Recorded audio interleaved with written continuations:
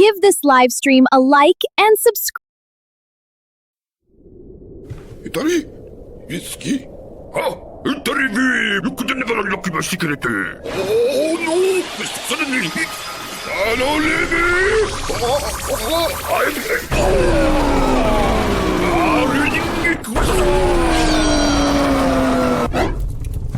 Let's begin. Indeed.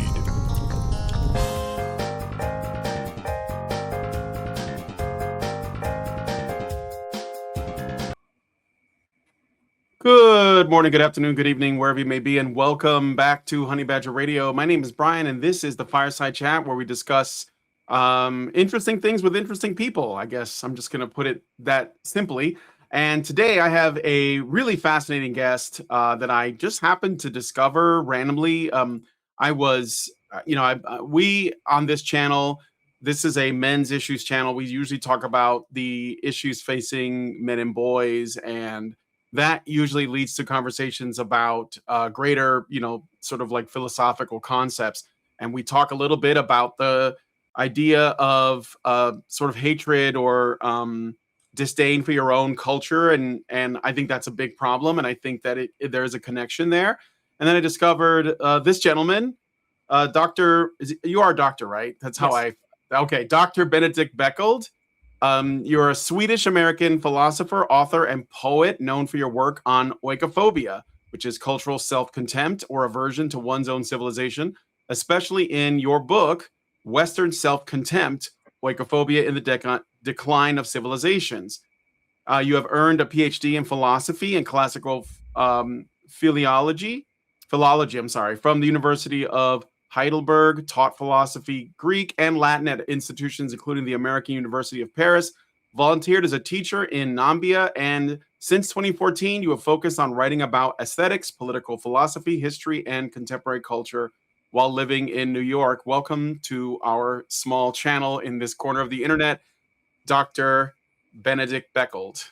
Thank you so much for having me. It's a pleasure. And as you were saying just before, my first live stream, so this will be exciting. Yeah. Oh, so this is your first live stream? Yes. Oh, wow. Okay. Well, yeah. So honored to be a part of that. All right. So let's just jump into it. So like this channel, we mainly talk about the issues facing men and boys. This is things like, boys in education, misandry, which is the hatred of men that we see in media, and it's basically everywhere, academia, etc. So like the audience doesn't really, we don't normally talk about this idea, but I do think that there is something there's some connective tissue between what you talk about in your book, Western Self-Contempt, and what we talk about. So I guess what I thought I would start with is, could you explain for people who might not know, what is oikophobia? Yeah, so oikophobia is a term it's a neologism. It was coined in the 1990s by the late British philosopher Roger Scruton. And it basically means the hatred or fear of, there he is, of home. So it's basically the opposite of xenophobia, xenophobia being the hatred or fear of foreigners. Oikophobia is the hatred or fear of one's own home or one's own culture, one's own society, sometimes one's own fellow citizens. And this is basically, as I've laid out in the book that you mentioned, is that this is contrary to what most people believe. This is not some brand new thing that has been around for maybe a few decades or so. Rather, it is something that comes and goes in history, in Western history since ancient times. And I kind of explain in the book how it happens, the socio-historical circumstances under which oikophobia emerges. And maybe I'll say right away that one way in which it can connect a little bit to men's issues is that if traditional gender roles emphasize masculinity, as they do, then oikophobia, in trying to tear down all different kinds of traditions, also tears down traditional gender roles. And so that, of course, does have an effect on the role of men in society. And so it's not just gender roles, it's religion, it's all different kinds of traditions that are being attacked by oikophobia, but certainly it affects everyone in the society. Yeah, what is it about men? Because I think there is a strong connection between men and masculinity and a civilization. I mean, obviously, we need men to sort of sustain it.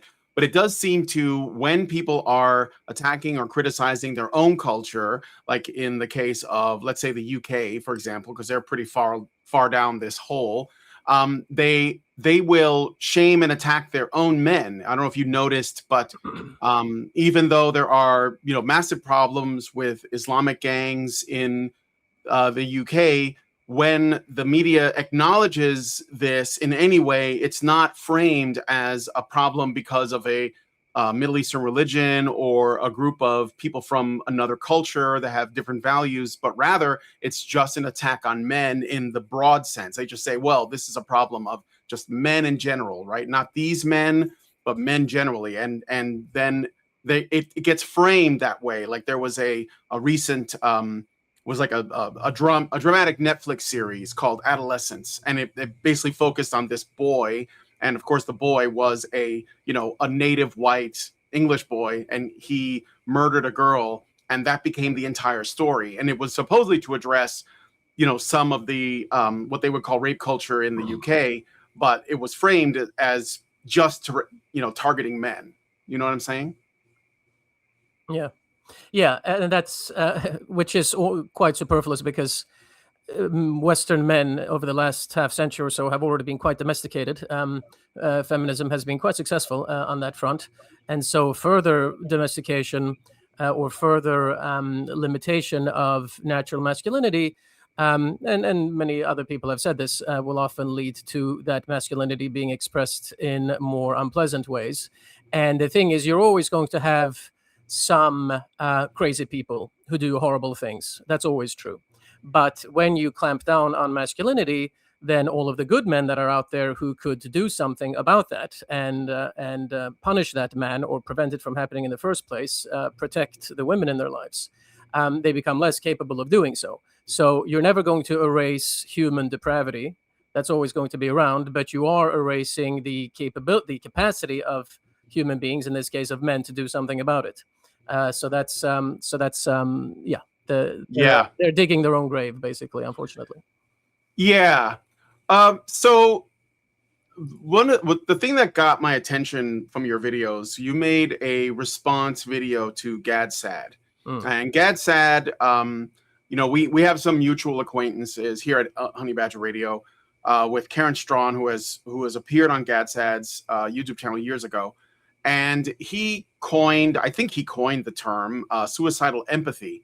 And we took issue with it because we didn't think it was quite right. And I think you're the only other person that I've seen that's sort of like taken that same tack. So can you explain for people who might not know, like, what is suicidal empathy? Why is it wrong? Not just wrong, but it's almost like a thought terminating cliche that's just used to end conversation around this, which I think is important, and how it's different from oikophobia.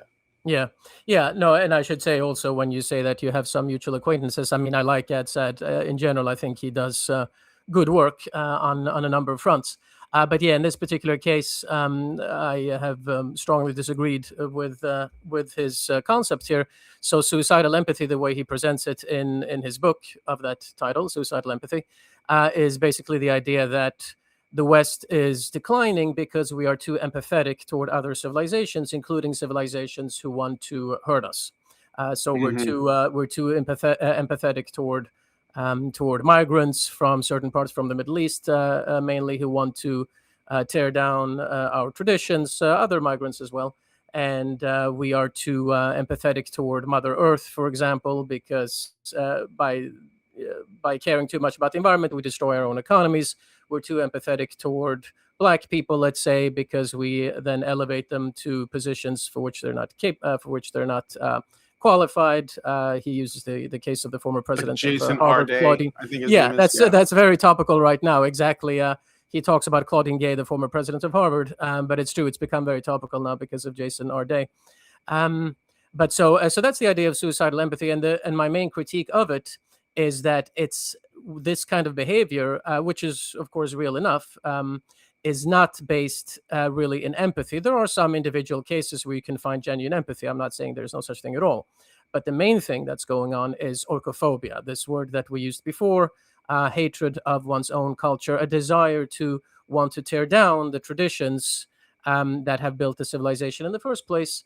And so basically, it's the exact opposite of empathy. It's antipathy. A feeling, empathy meaning a feeling in or with someone, feeling for someone. Antipathy being, of course, a feeling against something.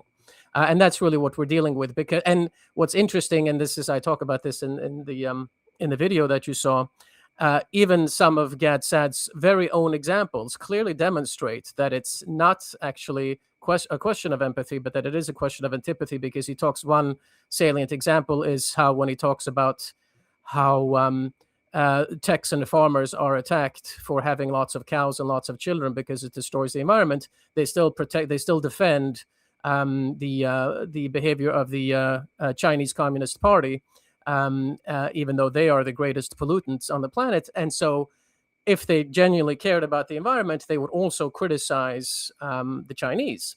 But they're not. They only criticize their own people at home, people from Texas and American farmers and so on. So that shows that, sure, I'm not saying they don't care about the environment at all. No doubt they do, but it shows that the primary motivation is antipathy toward their own kind, and not care, not love or passion for something else. And Gad Saad's own example, there are plenty of other examples as well. Gad Saad's own examples show this, which he doesn't seem to realize. And the thing is, even in those cases where there is genuine empathy, it is almost always nestled in a foundation of oikophobia. That is to say, it's nestled in an initial act of repudiation.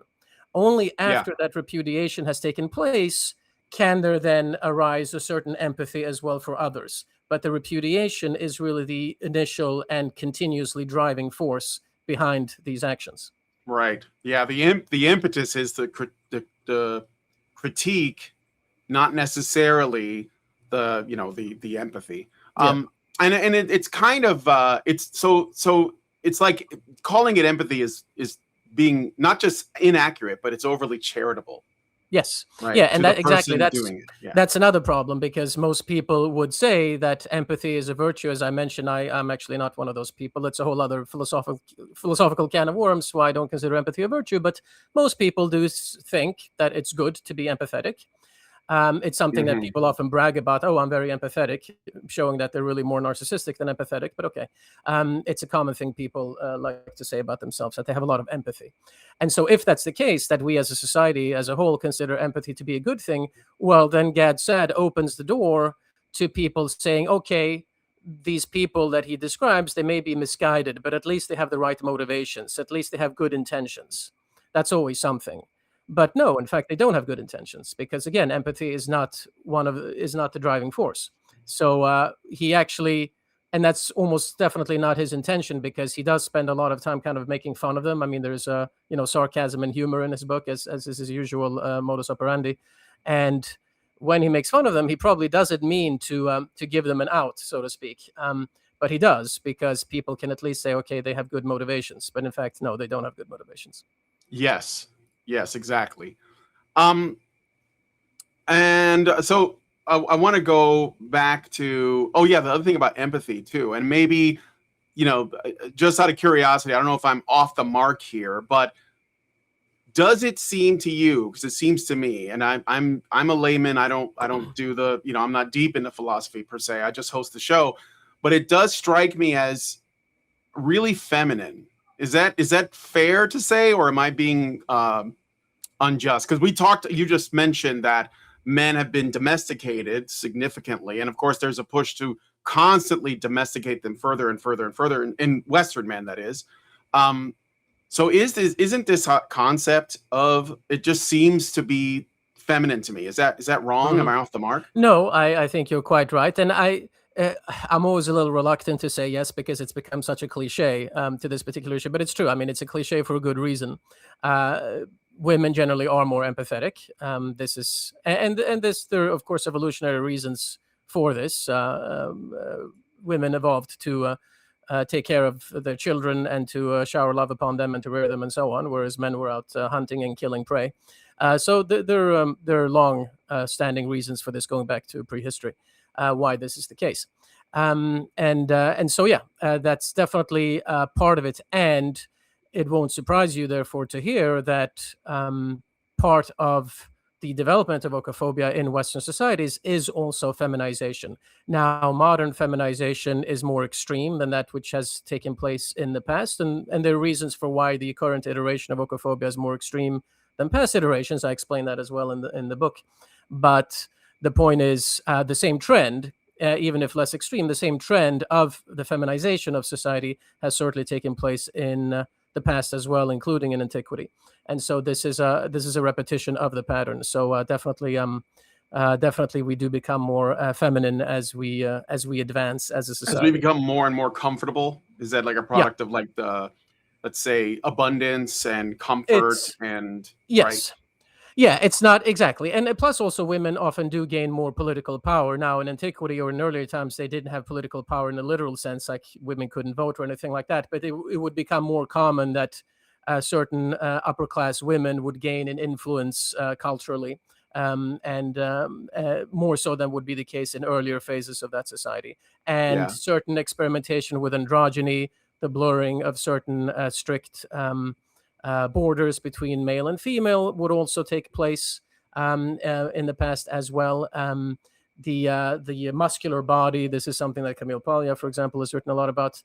The muscular male body would become less celebrated and would give way to a different look in men. So all of this has taken place before. And so I think you're quite right to point out that feminization is a part of this, and which is also why it's important to point out that in this particular case, what's going on is actually not this kind of feminine empathy, or that's only the surface phenomenon. It is in fact something much more sinister, but it's not a coincidence. And in that sense, at least, Gadsad is right that it's often women who are leading these kinds of movements because, yes, they are on at least a surface level more empathetic. Yes. What about? I've also heard that from another detractor. I don't know the real name, but on X they're called Disaffected, I think.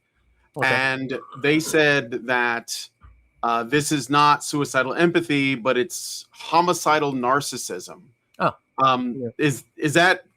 I mean, this could just be a sentiment that doesn't mean anything. Does that track? Is this the same thing? What do you think? Yeah, absolutely. I don't know about homicidal. I think suicidal is. I think that's the part of Gadsad Gadsad's term that's correct. It is suicidal. What's going on?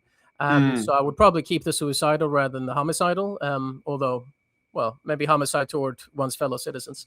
But when it comes to the narcissism, yes, 100%. And in fact, in the book, I talk about how vanity. I don't use the word narcissism so much because. It's like a medical term, exactly. From a psychological and even psychiatric perspective, that conjures up certain ideas that do not really factor in directly. It can in certain cases, but not really on a mass level. So I prefer just to use vanity as a term, but we could use narcissism. That is always a motor, an engine behind oikophobia, because of course, and this is also something that many people have talked about. Basically, virtue signaling in common parlance, the idea that one shows one's own virtue by demonstrating for foreigners or for the environment or for what have you. And that is, of course, a form of vanity because one doesn't really care so much about those other people. Really, one cares about showing off oneself, how virtuous and moral one is.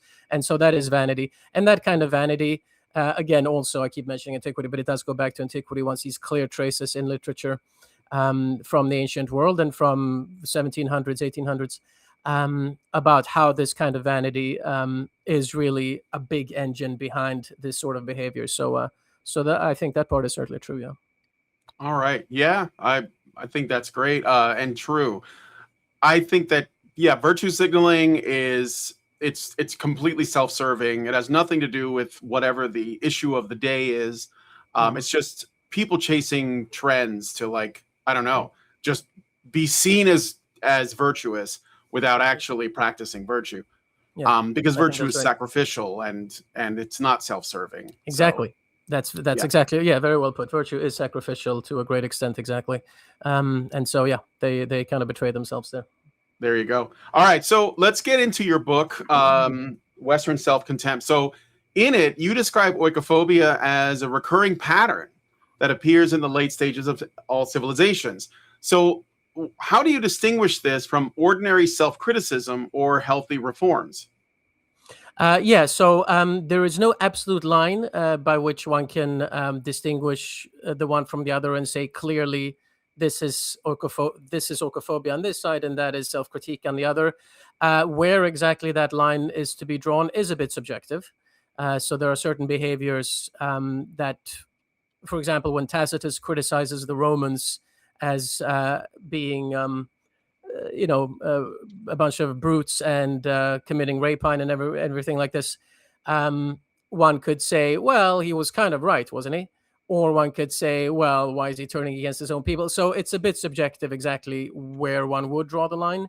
But there are certain behaviors, at least, that are so extreme that one could certainly, any intellectually honest person would agree that this is oikophobia. I mean, one extreme example was a few years ago during the Summer of Love, as I think they euphemistically called it, when they kept tearing down statues of our founding fathers and so on.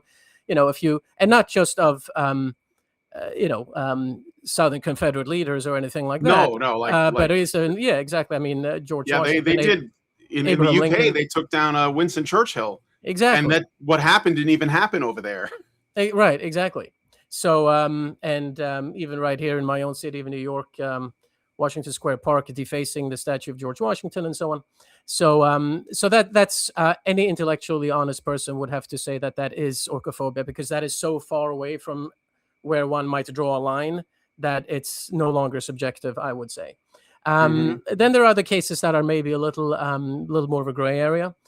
So there's no exact line. The point really that is to be made philosophically, there is no exact line, but the point to be made historically is that even when a society develops the capacity to self-correct and to criticize itself, which is a good thing, I would agree, it sets the stage for later oikophobia, because nothing is more human than taking a good idea too far, basically.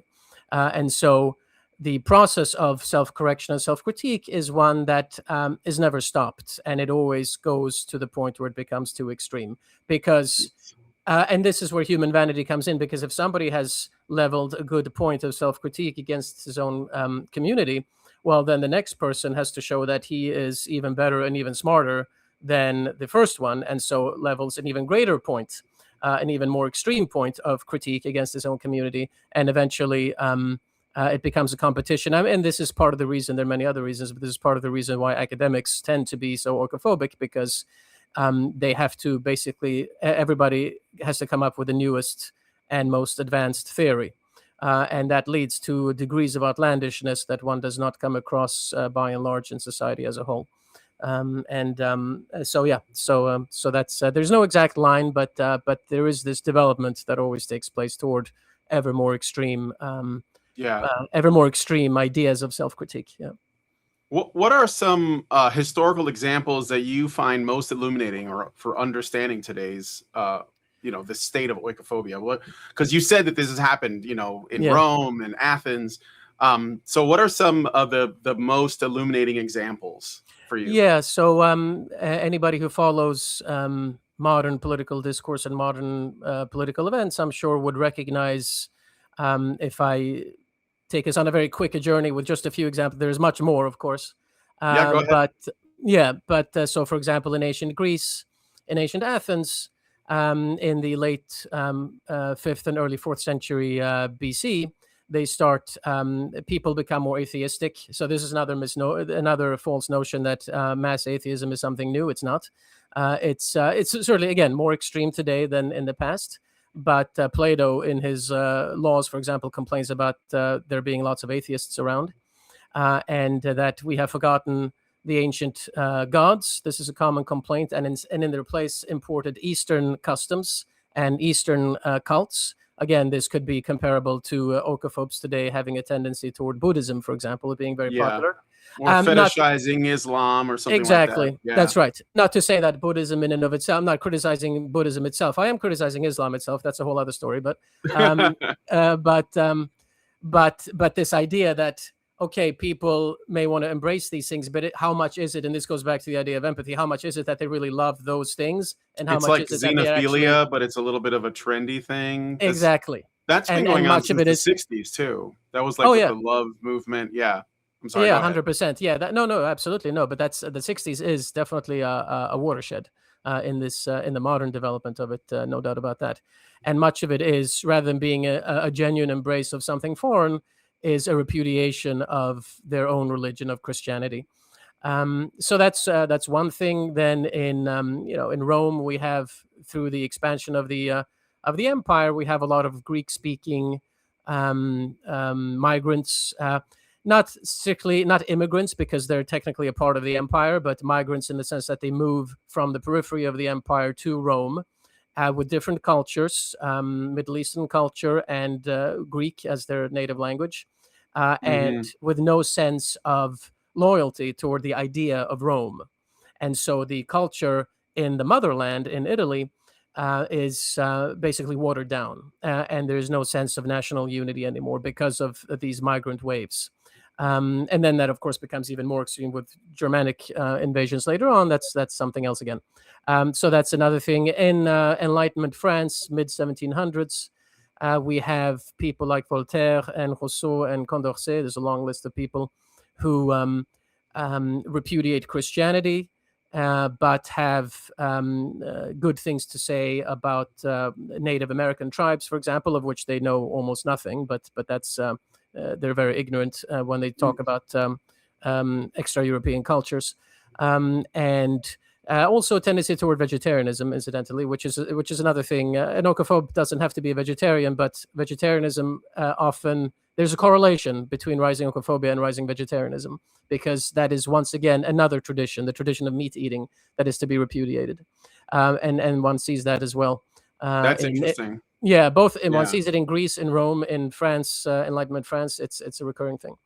Yeah. And one thing that changes in these examples is that most of the time, in the later we get in history, a couple of exceptions, but the later we get in history, the bigger the phenomenon becomes.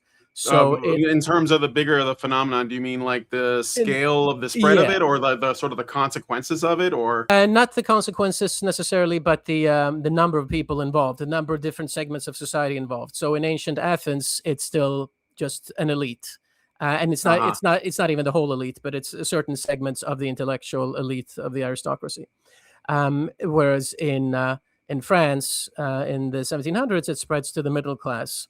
And then in Great Britain, in the late 19th century and early 20th century, it spreads into the lower classes as well. It's still more of an elite phenomenon by and large than a middle class or lower class phenomenon, but it does become broader and broader within society, and one certainly sees this in the United States today.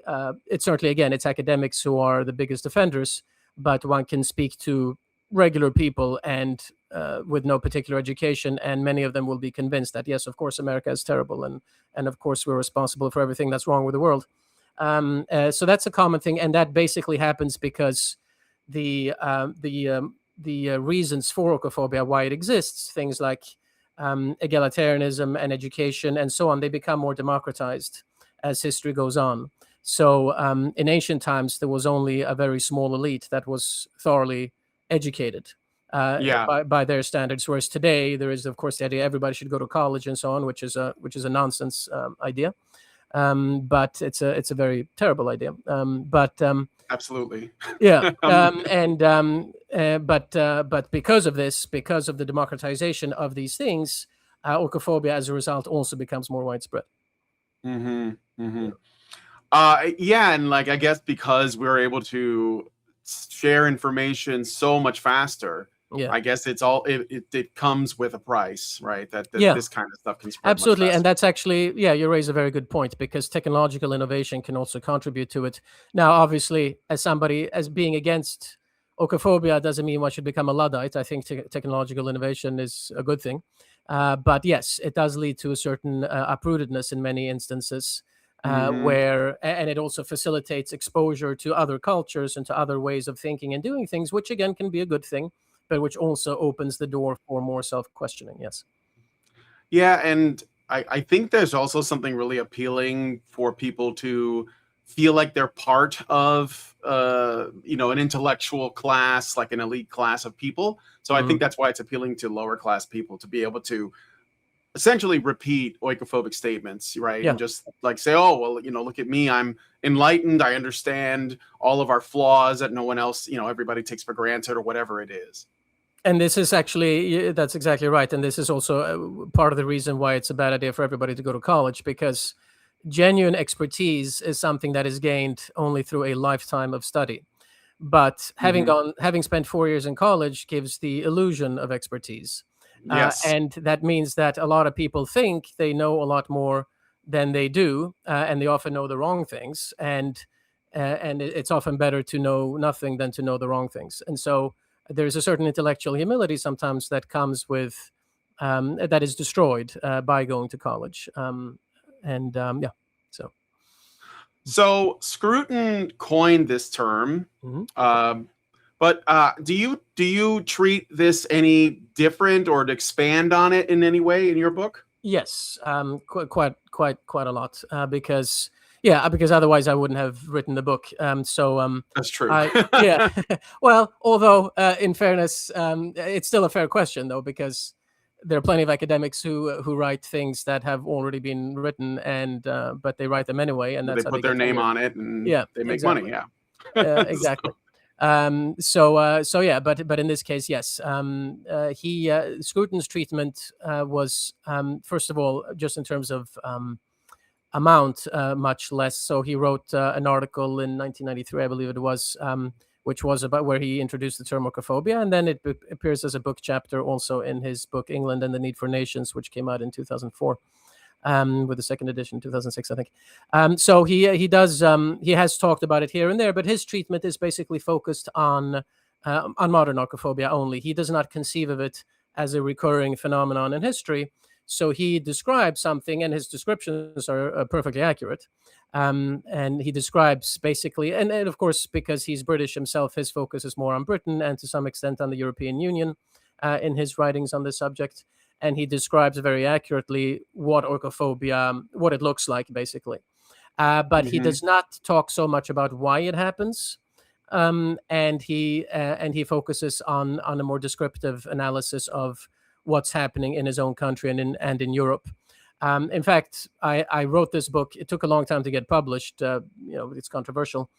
So I actually wrote it. He passed away in 2020. I wrote it in 2016, 17, thereabouts, and actually sent him the manuscript because I wanted to get an author blurb from him. And he did read it and did give me an author blurb also kindly, which is on the book.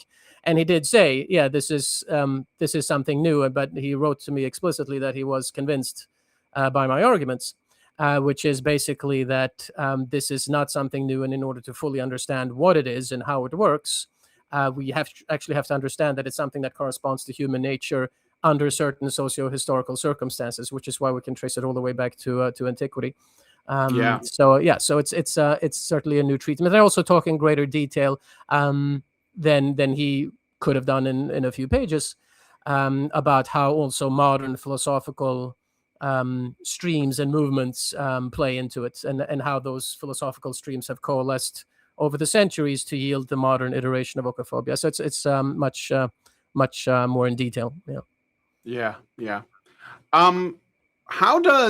Is one of the things that we do, or at least I talk about a lot on this channel, is the what I call the post-World War II mythology, right? What I mean is not that it didn't happen, but rather that a lot of modern people are forming their entire worldview on those events, and they're not taking into account things that have happened before that. And what I want to ask about your book is, how does the post-World War II intellectual climate, like the Frankfurt School influences, deconstruction, especially things like deconstruction, demoralization, how does that fit into the longer pattern that you described? Do you think there's like a connection? I mean, I would argue yes. Yeah. In the book, I spend a number of pages on the Frankfurt School, on French theory, and so on. Not to describe those schools themselves. I'm not, other people can talk about what they think about everything, but specifically only how they factor into oikophobia historically and philosophically. So I do spend some considerable space to that. Frankfurt School, definitely. You can essentially draw a line, which is, I do explicitly in the book. You can draw in order to understand modern, obviously this doesn't apply to earlier forms, but in order to understand modern oikophobia, you can basically draw a line from Marx through the Frankfurt School to French theory of the 50s and 60s into the 70s and 80s. The modern version, I was thinking it could have started with the Enlightenment or the French Revolution or something. Oh like no, that. sure, of course. Oh no, I mean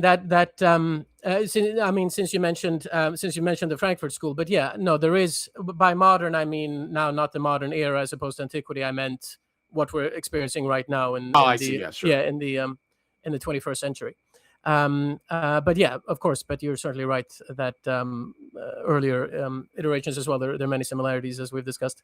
But for the modern version, obviously Voltaire. One of the few things of which one cannot accuse Voltaire is being a Marxist. He lived too early for that, at least. But I mean, I don't want to be too mean. By the way, I like Voltaire. You think Voltaire was sort of like the. The problem is this kind of self-victimization and the xenophilia, elevation of other cultures. There's certain, as a historian, for example, Voltaire is quite innovative, so there's certainly parts of his work that I like. The kind of the Marx, Frankfurt, Paris axis, if you will, is certainly one that has come together, that has led to modern oikophobia, or contributed to the current expression of oikophobia.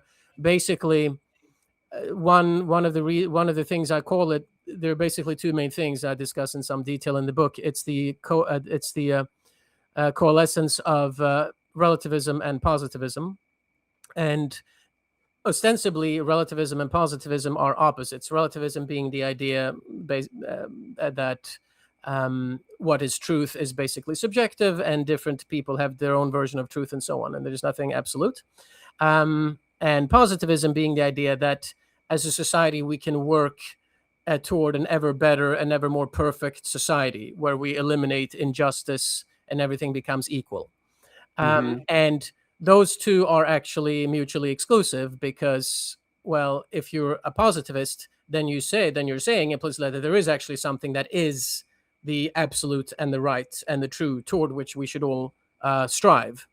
Whereas a relativist does not think that way. But relativism and positivism come together in modern oikophobia, because both relativism and positivism tear down previous institutions. If relativism is true, that truth doesn't matter, well, then we can reject our own truth, the truth of our own society. And if positivism is true, then we also have to reject our own old traditions, because we're striving towards something new and towards something better than what used to be the case. And so positivism and relativism, while being philosophically exclusive of each other, come together in tearing down our own traditions. And the other point that I discuss in some detail is macro and micro monomania, as I call it, which is basically the idea that everything has an essence. Macro monomania is the idea, this is my term, but it's basically on the macro level, that everything is about one thing. So for Marx, everything is about class struggle. And he reads all of history that way. And micro monomania is that a particular phenomenon is about only one thing. So, for example, Foucault reads everything as being about power. And so every single phenomenon that he comes across in history, he thinks, doesn't say so quite explicitly, although there are certain passages where he pretty much says so almost openly.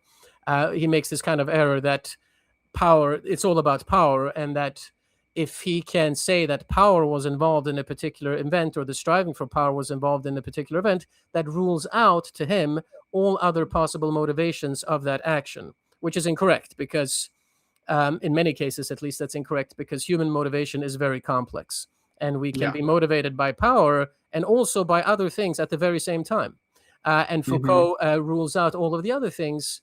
And so that's micro monomania, micro because it's about one particular phenomenon as opposed to all of history as a whole. And so what I lay out in the book is basically how this micro and macro monomania come together in Marx being the first philosopher. Hegel, for example, was indulged in a lot of macro monomania, but he was not indulging in micro monomania. Marx is the first one who does both of these, and that that spreads then to the Frankfurt School and to French theory as well, because what you can do with micro and macro monomania is that you can essentially discard any explanation and any motivation that does not fit politically with the result that you wish to accomplish. And that's the biggest philosophical objection against them, from at least from the point of view of an analysis of oikophobia. Yeah. Well, since we brought up Voltaire and now Hegel, I think in one of your videos you talked also about how this happened with the Greeks was essentially like, as you know, the philosopher, and I can't remember if it was Socrates or Plato or Aristotle, but the people who came after sort of like started down this road. Do you know what I mean? What I mean by that? I'm sorry. Yeah. No, go ahead. Go ahead and explain it, because I can't do that. Yeah, no, of course, with pleasure. So Socrates was involved in it a little bit, like Nietzsche, for example, criticizes Socrates a lot for being subversive of tradition. Some of his critique is fair, although I think Nietzsche goes a little too far in his attack on Socrates in certain areas. It's really mainly the generation of Socrates' students, the generation after him, where we can say, because you asked before about, where do you draw the line? This is one example of where I would draw the line. I would say that Socrates offers a lot of self-critique, and some of the critique I don't agree with myself. I think he's wrong about certain things, but I would not call him an oikophobe. The actual oikophobia I would place in the generation after Socrates. So basically Aristotle's generation, except Aristotle himself is certainly not an oikophobe, not at all. Aristotle not at all. Yeah, he's much more conservative. But you have certain names. You could mention Diogenes the Cynic, for example, Alcidamas, Antiphon, Hippias of Elis. There are a bunch of names there. Basically, that's the generation after Socrates, who do engage in what is clearly oikophobic behavior. Rejecting tradition and even imitating foreign ways, and so on and so forth. So yeah, that's around there. All right. Yeah. So let's come back to the modern day. How does the phenomenon relate to or differ? Well, no, I already asked that question. I'm sorry. You discussed radical left groups and countercultural movements. Do you see continuity between the 1960s radicalism and present day oikophobia? Yeah, definitely. I mean, they were oikophobes in the radicals of the 1960s. I think no question about that. What about the narrative that they were, for example, against the Vietnam War, and that was like a big thing? There were protest songs and stuff like this. Yeah, so I think it's worth pointing out that one can make too much of this, but I think it's worth pointing out that many of them, not all obviously, but many of them did not turn strongly against the Vietnam War until they started getting rid of college deferments. And so when it was time for them to go and fight, then all of a sudden the war is immoral. When other people when the lower classes and the peasants are doing it, then it's not so bad. Again, that doesn't apply to all of them. Some of them were consistent, but there were plenty of people for whom that was true. So that's one point I would make. But another one is that if they were very specifically against a particular war, that certainly is not necessarily oikophobic, but they would become swept up in many other things as well. If you're carrying a sign saying Vietnam is a bad idea, let's get out of Vietnam, okay, that in and of itself is not oikophobic. But as we all know, these protest movements took place in a larger nexus of wanting to, for example, institute African studies in colleges, which is a very specific act of repudiation of traditional scholarship for a lot of disciplines that are really complete garbage. The Black Panthers, there's a whole nexus basically of repudiating Christianity, as well of experimenting with drugs and Buddhism, of thinking that traditional family structure is to be discarded as well in favor of free love and polyamory and so on. I would agree that if you just took a particular protest against a particular war, in isolation, that would not necessarily qualify as oikophobia.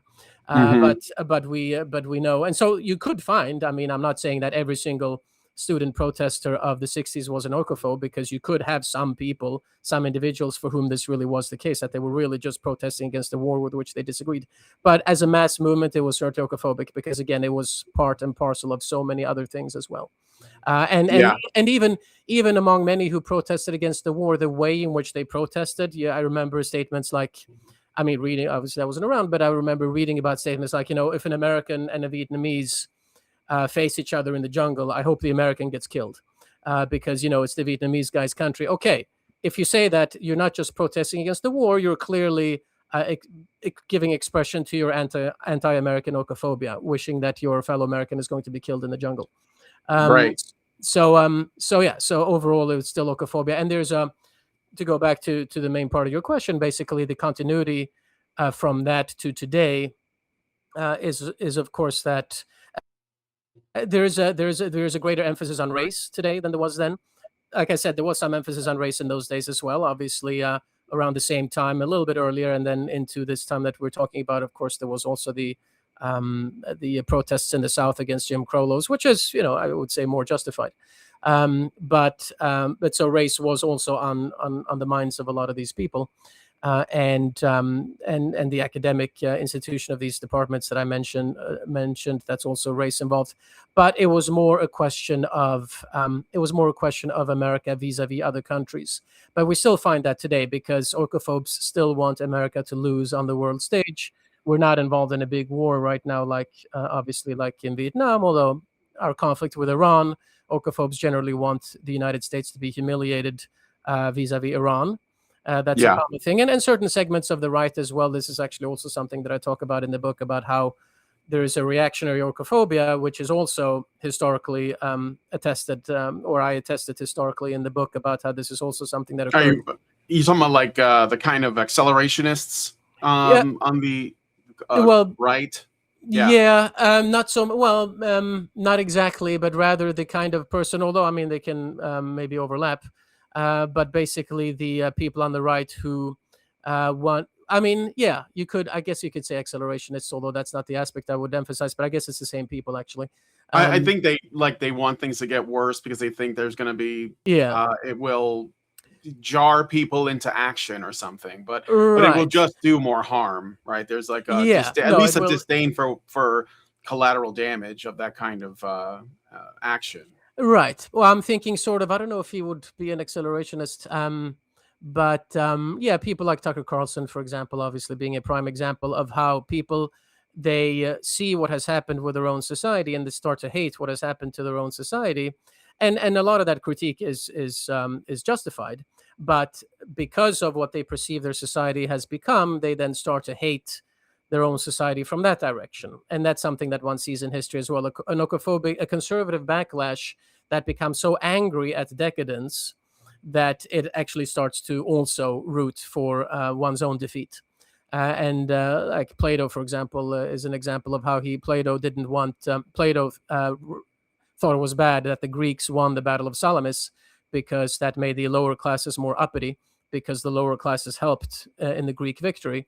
And so this kind of conservative reaction where one actually wants one's own country to lose. So one sees that on certain segments of the right as well, but it's still primarily a left-wing phenomenon, kind of main regular oikophobia, which is that one wants one's own country to be humiliated. And that's certainly something that oikophobia right now has in common with oikophobia in the 60s. Right. By the way, guys, I am speaking. I'm just like sort of addressing the people that are joining. Dr. Benedict Beckeld, he has written a book called Western Self-Contempt, Oikophobia in the Decline of Civilizations. And is that absolutely fascinating to see that this is being discussed. And I guess you're doing the rounds. Are you getting a lot of eyes on your book and people interviewing you and talking about this stuff? I have done lots and lots of interviews, yes, certainly. I mean, this is an academic press book, came out from Cornell University Press, and so it's, for an academic press book, it's certainly getting a lot of attention. Most academic books are read by about 5 people and then they wither away. So that's certainly not been the case with this book, I'm happy to say. So I've gotten a lot of attention. Not as much as attention, though, perhaps from in the commercial world as I think it merits. And I mean, obviously, I'm not, I'm a little bit biased here. But basically, it is a phenomenon that you see everybody talk about. Even if they might not be using the term oikophobia, but this idea of cultural self-hate and Westerners and Americans hating their own country or their own civilization, that's something that everybody's familiar with.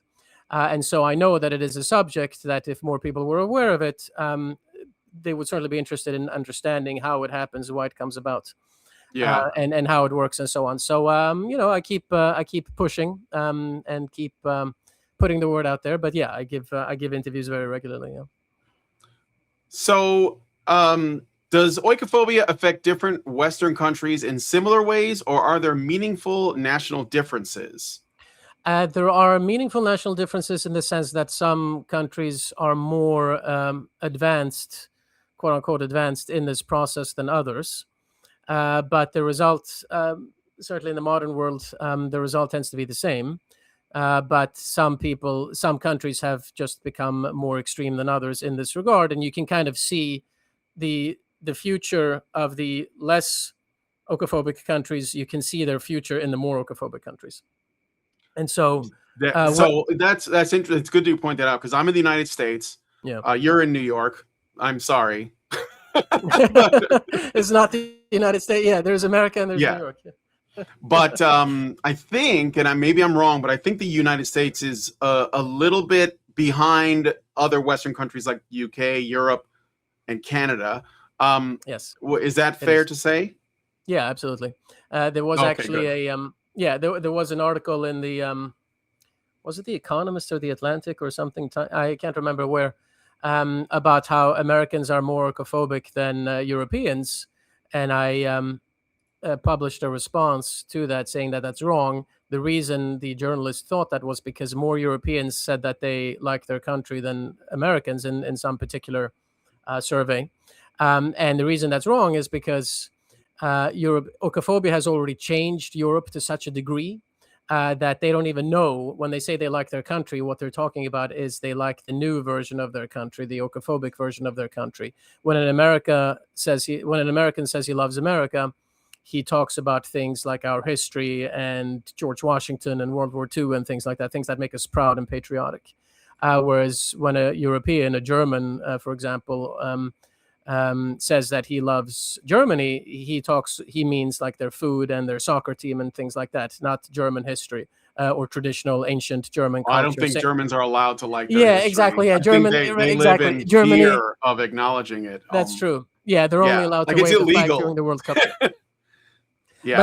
But the same is true even in France or Scandinavia, other European countries as well. Sure. Where liking their country just means liking these fairly superficial expressions of their culture and not their more primeval traditions.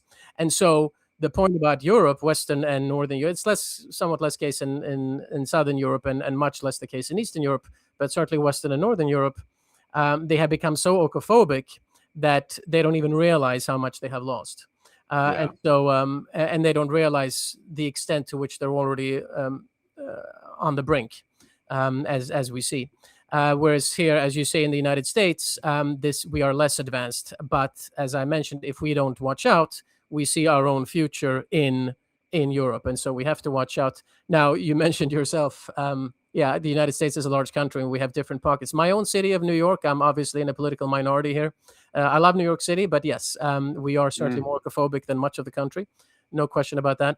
But United States still, by and large, we're still doing. We have lots of problems in this regard, but we're still doing a lot better than Western and Northern Europe. Yeah, well, I'm with you there. I'm from Chicago, but I left. Oh, but okay, I grew up there, lived there my whole life, and it's a lot like New York in a lot of ways. But what about Canada? Like they're like right there. Are they I think they're pretty. One thing I know about Canada, and I don't want to spend too much time on this, but my wife's Canadian, and we have had conversations about this. And I guess Canadian identity is actually like Canadian identity itself is simply we are not the United States. Like that's how they define themselves. So it's like defining themselves by what they are not. Now, does that count as a kind of oikophobia, or is that a stretching it, or what? Well, in a way, I mean, I guess it was almost counts as a type of xenophobia if they hate their southern neighbors so much. But I think it's a little bit sort of the baby brother complex there. You know, you need to distinguish yourself from the big brother and from the big boy and say that you're so different and you're your own thing. And yeah, the Canadians, I think, have become very oikophobic. And of course, they're also victim to vast demographic change, as is the case in Western and Northern Europe. Or, of course, there's vast demographic change going on in the United States as well. But again, still less extremely so. There's also different kinds of demographic changes. Having millions of Mexicans coming in through the border, obviously, I think we should have a very tightly controlled border. But it's still not the same as having millions of Muslim Arabs coming in to your country. There are different degrees of, different cultures are more or less removed from our own. And so there are different types of demographic changes. But in any case, yeah, I think that's a problem with Canada. They have suffered more than we have on that front. And it's a shame because the Canadians used to be, as one should point out, so also lest one receive too much Canadian hate mail, but the Canadians used to be quite patriotic. You know, they fought very bravely in World War II and so on. They can be quite fierce, actually, if they want to. But I think that Canadians have been conditioned to be averse to any kind of national pride, and I think that's that. I don't know if it's top down or whatever, but that's just what I got from it. And I think it's an important thing to look at because, I mean, they're right there. So we're like watching them. I think it's good for every Western country to look at what direction they're going in by looking at people who are further down the line. So you know where you're headed. Exactly. So, no, and I think, Canada is definitely also more progressed than we are on that front as well, certainly. Yeah. Is there a psychological or developmental dimension, like adolescence prolonged into adulthood, or status seeking through moral superiority to this? Yeah, all of the above. Scruton himself actually talks a little bit about, he has a particular phrase that he used, I think, in England in The Need for Nations, where he says, I don't remember verbatim the exact wording, but basically to the extent that it's a common, the state of mind is common in adolescence, but it is a state of mind in which some adults become arrested effectively, sort of perpetual adolescence, something he talks a bit about. So there is that. There is the vanity, the drive to distinguish oneself from one's fellow citizens and to show one's superior morality. Vanity is really the main thing. And it becomes, we all need since you mentioned psychological mechanism and so on, one thing is that we all need something against which to measure ourselves. Okay, it's a human thing that we kind of compare ourselves to others in a certain way. We need external objects or people, other things by which we gain our own identity and our own sense of self. Okay, that's just how we tend to operate. It's not the only thing that gives us an identity, of course, but that's part of how we think. So when everybody is worrying about the British invading, or later on about the Russians invading us or something like that, then the British or the Russians are the ones against whom we measure ourselves. And so we consider ourselves as Americans superior to them. So that obviously is very anti-oikophobic. But when all of these exterior threats have been eliminated and we basically don't have some large enemy looming on the horizon, we start then to measure ourselves against our fellow citizens. They are the ones who become the external objects against which we gain or through which we gain our own identity. And so it becomes more important to signal your superiority to people at home. And that's certainly a mechanism as well that contributes to oikophobia, which is why oikophobia arises once a society has achieved a measure of security. How do you respond to critics who say the concept pathologizes legitimate critique of Western history, slavery, colonialism, historical inequality, etc.? Yeah.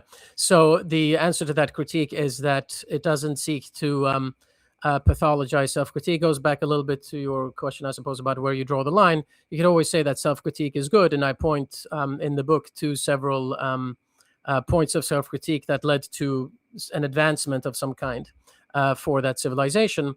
But if one looks at the particular expressions of that self-critique, one notices that it itself is a pathology, because it obviously not in a psychiatric sense, that's important to point out, but it is a pathology in the sense that it becomes almost holistic. Yeah.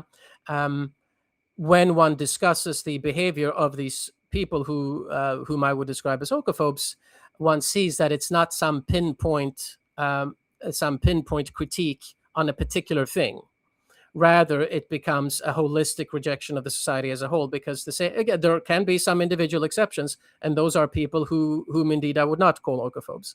But most of them are people, if, for example, you are somebody who wants the United States to be humiliated against Iran, you are probably also somebody who wants us to have open borders. You are somebody who thinks that Christianity is a system of oppression and patriarchy.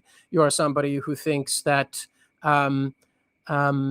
marriage is not a good thing for society, and that the family structure should be torn down. You are somebody who thinks that the economy should be destroyed in favor of the environment and endangered species. So once that's the case, once you see this kind of holistic approach, then that is a pathology. Because you are showing that all of your answers to various social and civilizational questions all point toward the destruction and the tearing down of your own society and of your own traditions. If you had a particular point of critique that was isolated, and you thought and your opinion on other issues led in all different kinds of directions, then one could say that indeed you're an intellectually honest person, and we could agree or disagree on that particular issue. But that is the pathology, that one point of critique leads to other points of critique. And what do they all have in common? They all have in common the tearing down of one's own traditions. That is oikophobia. So it's like taking, every civilization, every society has its skeletons in the closet, and it's about taking one of those, anything, and then intensifying it and magnifying it and using it to essentially diagnose the entire civilization as sick beyond repair and deserving of, whatever, like their cure, whatever that is, whether that's, tearing everything down, that kind of thing. Yeah, that's well put. Exactly. Yeah. Thank you. All right. So first of all, is there a relationship between oikophobia and xenophilia, which is like the love for the foreign? Do those things typically go hand in hand, or can one exist on its own? The one can exist on its own, though it's fairly rare, but they do typically go hand in hand, and we see this in ancient Greece as well. You do find individual exceptions. For example, it's possible to love your own country, your own culture, but maybe you're very interested in ancient Chinese culture, for example, and you study Confucius, and you enjoy Chinese dress and food and what have you, and so you're a xenophile vis-a-vis the Chinese, while still remaining a patriot at heart. Those cases are quite rare, but there are such people. So that would be one. So they can exist independently, and it's possible also to hate your own culture and be an oikophobe. For example, there are Western women that convert to Islam, and it's almost like they use xenophilia to fill in the gap or the hole that oikophobia has left. That's exactly right. I was going to use a word which goes exactly in this direction, namely compensation, or a compensatory act. And so most of the cases, I wanted to point out some exceptions, but yes, most of the cases are exactly that. Once you have, and this is also goes back to what we talked about earlier in reference to Gad Saad, when I said that even in those cases where you can find some genuine instances of empathy, they are nestled in a foundation of repudiation. So when you have a Western woman, for example, converting to Islam or starting to wear a hijab and so on, she does this because she has already repudiated and rejected Christianity and a large part of her own traditions. And so the xenophilia becomes a compensatory act, as I've called it in the past. Basically, the idea that, okay, you're no longer a nationalist for yourself, so you have to become a nationalist for somebody else. You replace one love with another love, and you replace one hatred with another hatred. And so, in the overwhelming majority of cases, oikophobia and xenophilia, at least some degree of xenophilia. The particular civilization toward which xenophilia is directed usually varies depending on who is the current enemy of one's own home civilization. So, for example, oikophobic xenophiliacs during the Cold War might have liked Russia, for example. And nowadays, oikophobic xenophiliacs will tend to prefer Islamic culture or something Middle Eastern. That is certainly a pattern. All right. We've gone for about an hour, but I'd like to keep going if you're open to it, because I have more questions. And I really like this conversation.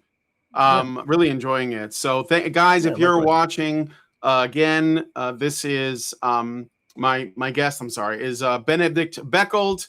And send your super chats or super chows to us, feedthebachelor.com/justtip for a super chow. Ask him a question if you wish.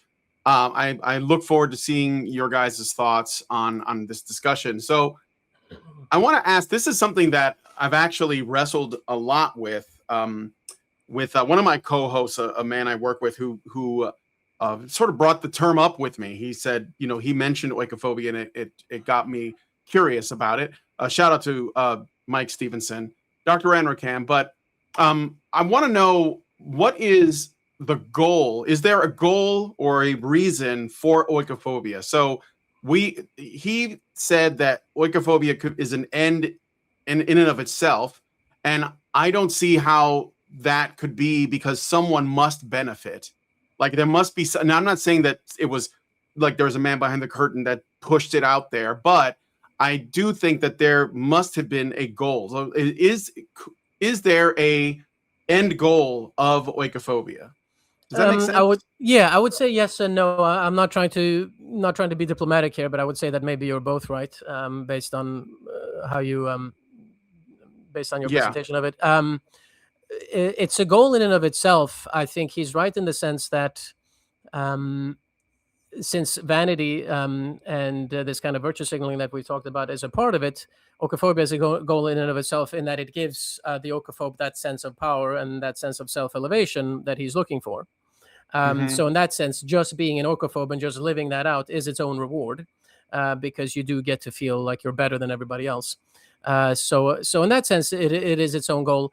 But it's also true that, yes, I mean, on the more longer view of the matter, oikophobes do. I mean, once they achieve their goal, they would recognize, many of them, that actually it was not worth striving for. But the goal is the destruction of one's own tradition, of one's own geopolitical power, and so on.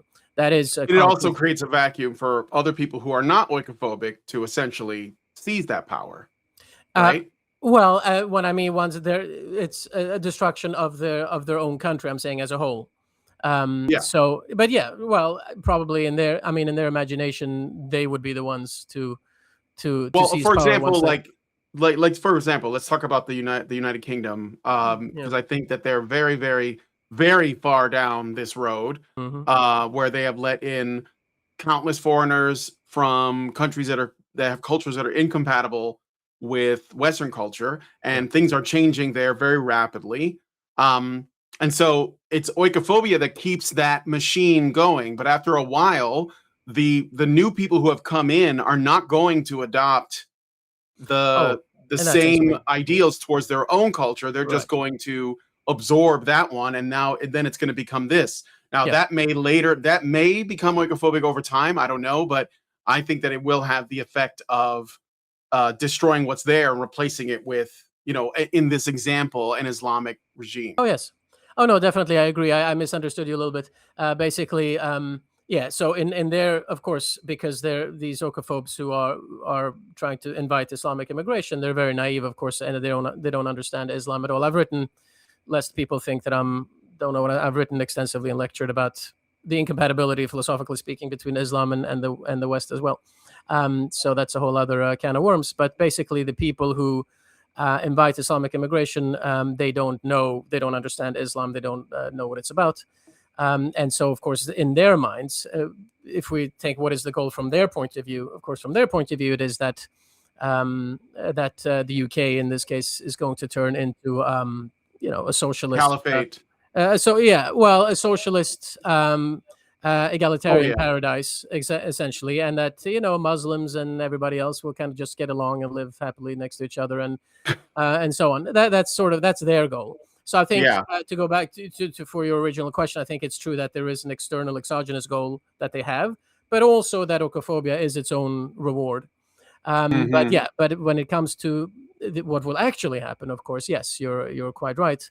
What will actually happen is that the countries will turn Islamic, and there will be a point, basically, of no return. There will be a point at which either the country turns Islamic, or the native population grows violent. And obviously, nobody wants violence. I'm not advocating for violence, just as a descriptive matter about what will happen if such a thing is to be solved. Yeah, there will lead to, some people have been throwing around the term civil war, whether that's apt or not, because civil war kind of suggests two rival armies, fighting against each other.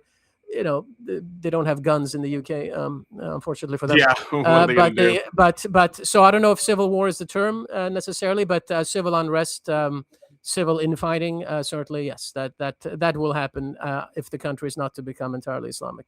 Yeah. Let's shift gears to something else. I'm wondering if there is possibly a relationship here. I'm not sure. This is a little bit of a stretch, maybe. So I'm sure you've heard, because it's been going all over the internet, about the case of Lindsay Clancy.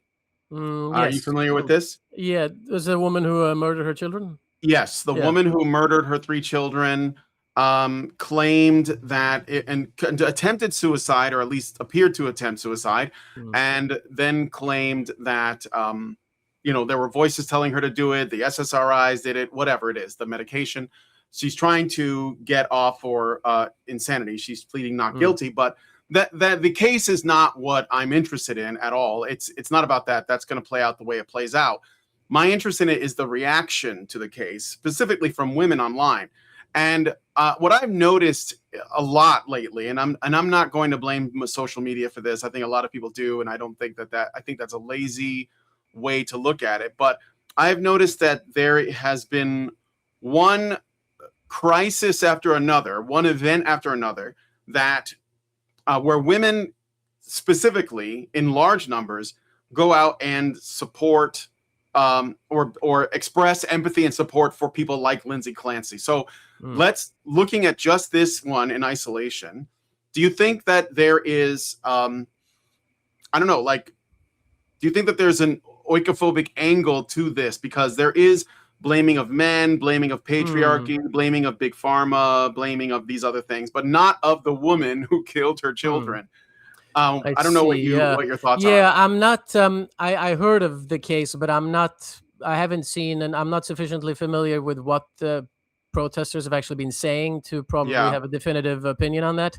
It's different things, but there's a lot of blame going everywhere except the woman. So if it is the case, and I suppose if it is the case that they are sort of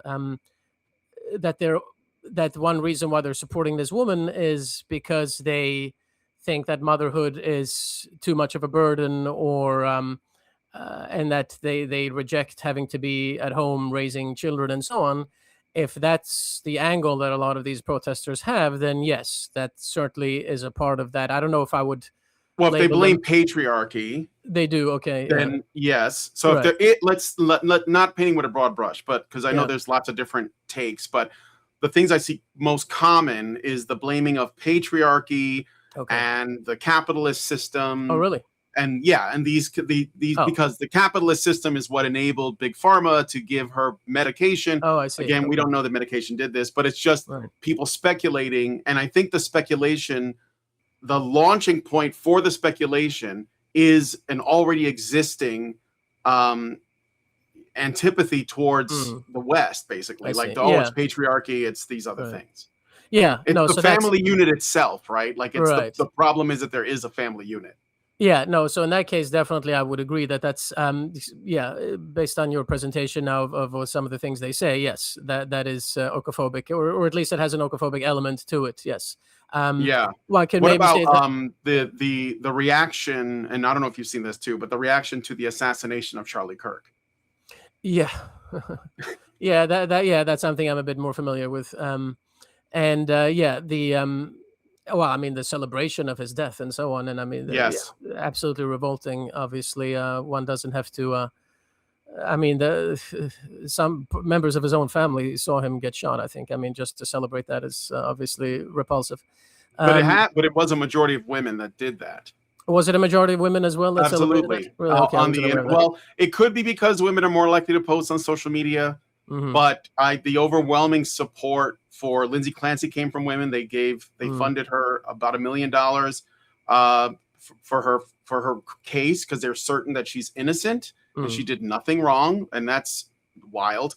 And the celebration of Charlie Kirk was a lot of women too, because, and I think, okay, trying to be charitable, just because I don't want to get anyone thinking that I'm just here to bash women or anything, but I think that what is happening is that they think that to be a good person means to essentially support those who don't have a voice, those who, it's the marginalized. It's like a motherly instinct that they're responding to. The problem is it's extremely misplaced, and there's a lot of it's like an, I don't know, like an ghoulish happiness about people that they think are bad and dangerous being killed, like Charlie Kirk. They think that he's a bad man that hurts people's feelings and that something should be done. So when that happened, I think that's why, but they were obviously celebrating that, but they were also doing it to signal to other people to say, hey, look at me. I'm saying the thing that everyone's supposed to say because I'm going to get support. I'm going to get, you know, people are going to like my comments. They're going to comment on it positively. They're going to support me. And so there is, if oikophobia is the idea that you're doing this, the motive for this is to feel good about yourself, to make yourself feel like a good person, then this is just another way of doing that, right? Yeah. No, I think that's right, and it's interesting, yeah, that the statistic about women being more posting more about the death of Charlie Kirk than others. Yeah, so yeah, which I wasn't aware of. Yeah, and it's there's the old saying that if women didn't have the vote, we'd never again have a Democrat president. We just have Republicans. So there is truth to that, obviously. Or if we had a Democrat president, they would be a lot more moderate. But the so yeah, I mean, there is that nurturing aspect, as you say, and as we've discussed. Yes, that is certainly more feminine. But it's interesting to note how that nurturing aspect can also lead to a certain ferociousness that can also be quite feminine in the sense that, well, you fight to the death for your own offspring. You fight to the death for that thing for which you are being empathetic, or for which you are that thing which you are nourishing. And so that can lead to a certain ferocity. I mean, there's plenty of psychological literature, as I'm sure you're aware of, about how women are more prone to mass psychosis than men. And then, of course, feminists will say, well, most of those studies were written by men, weren't they? But one can, but one can, of course, if one wants to attack the methodology of studies, one can do so. But simply saying that they were authored by men is not an argument.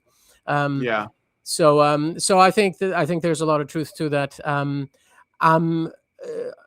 one of those people who I wish more public-facing intellectuals would openly acknowledge when they don't know something for sure, because one hears a lot of public intellectuals talk about things of which they manifestly have no clue, and it's embarrassing.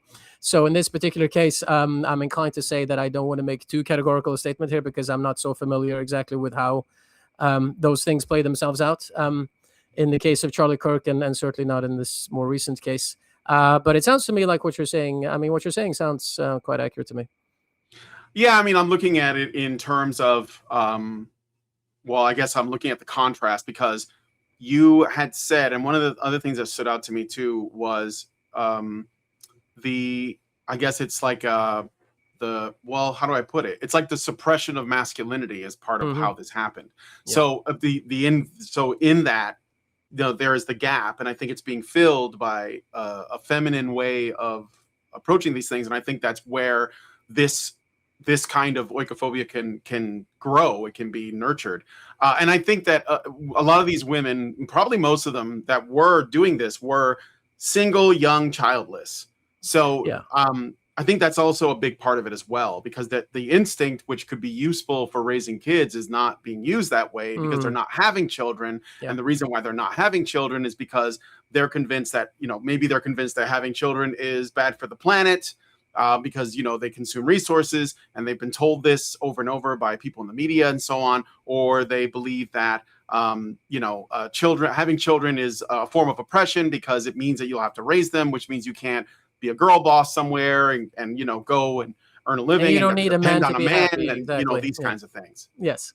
No, absolutely. No, that part I think 100%. And now here I can express myself a bit more categorically. Yeah, I think that's I think that's exactly right. And it is there's also this kind of androgynous blurring of distinction between the sexes that we touched upon before. You have men have been emasculated. Which means that part of that vacuum has been filled by more masculine women to a degree. And this idea that the complete rejection of the notion that we find happiness in each other, men and women, I mean, and that we need each other and complement each other, and which is the truth. And the rejection of that does lead to misery on both sides. It leads to effeminate men and to masculine women. I mean, kind of masculine women, not really. Yeah, right. That way, it just means weaker overall, in my opinion. Like, I think, agreed. But in terms of surface, in terms of surface expression, exactly. Right. But right. of course, the aim is to sort of like make the categories indistinguishable, like they don't matter, and it just ends up hurting both men and women, really. Of course, because a lot of these. Yeah, absolutely. Because a lot of these so-called girl bosses and so on, they themselves, deep down, of course, they're not happy with the exterior expression of their views, and many of them do come as they get into their 40s and then 50s and discover that they're childless. They might not explicitly formulate it, but they discover the paucity of their earlier manner. Yeah. You've spoken about the need for a balanced love of home, oikophilia. What concrete practices or attitudes would that look like in a modern pluralistic society? So oikophilia is this is actually also something that Roger Scruton, who we mentioned, has written about. But oikophilia basically, in order to there are basically two levels of oikophilia. The first level is the higher level, patriotism and pride in one's country and so on, and the desire to see one's country be successful on the global stage. But that's the easier level, if you will. It's even though I wish we had more patriots, it is still relatively easy to be a patriot. It's a good thing to be a patriot, but it's not difficult. The more the harder level, because it requires actual day-to-day work, is the more local level, the lower level, if you will, of oikophilia, which is the cultivation of family and local bonds in one's local community. And that's a day, everybody can wave the flag on July 4th and so on, and it's good that we do that. But the kind of day-to-day oikophilia, part of which is, of course, to build a family, to make sure that one's children receive a traditional rearing and education, that they learn to appreciate their own traditions, which again does not exclude obviously learning about other traditions as well, and learning about different cultures, but that they prioritize their own home, their own tradition. The establishment of friendly bonds with one's fellow citizen, with one's neighbor, the building of community around church or synagogue or what have you.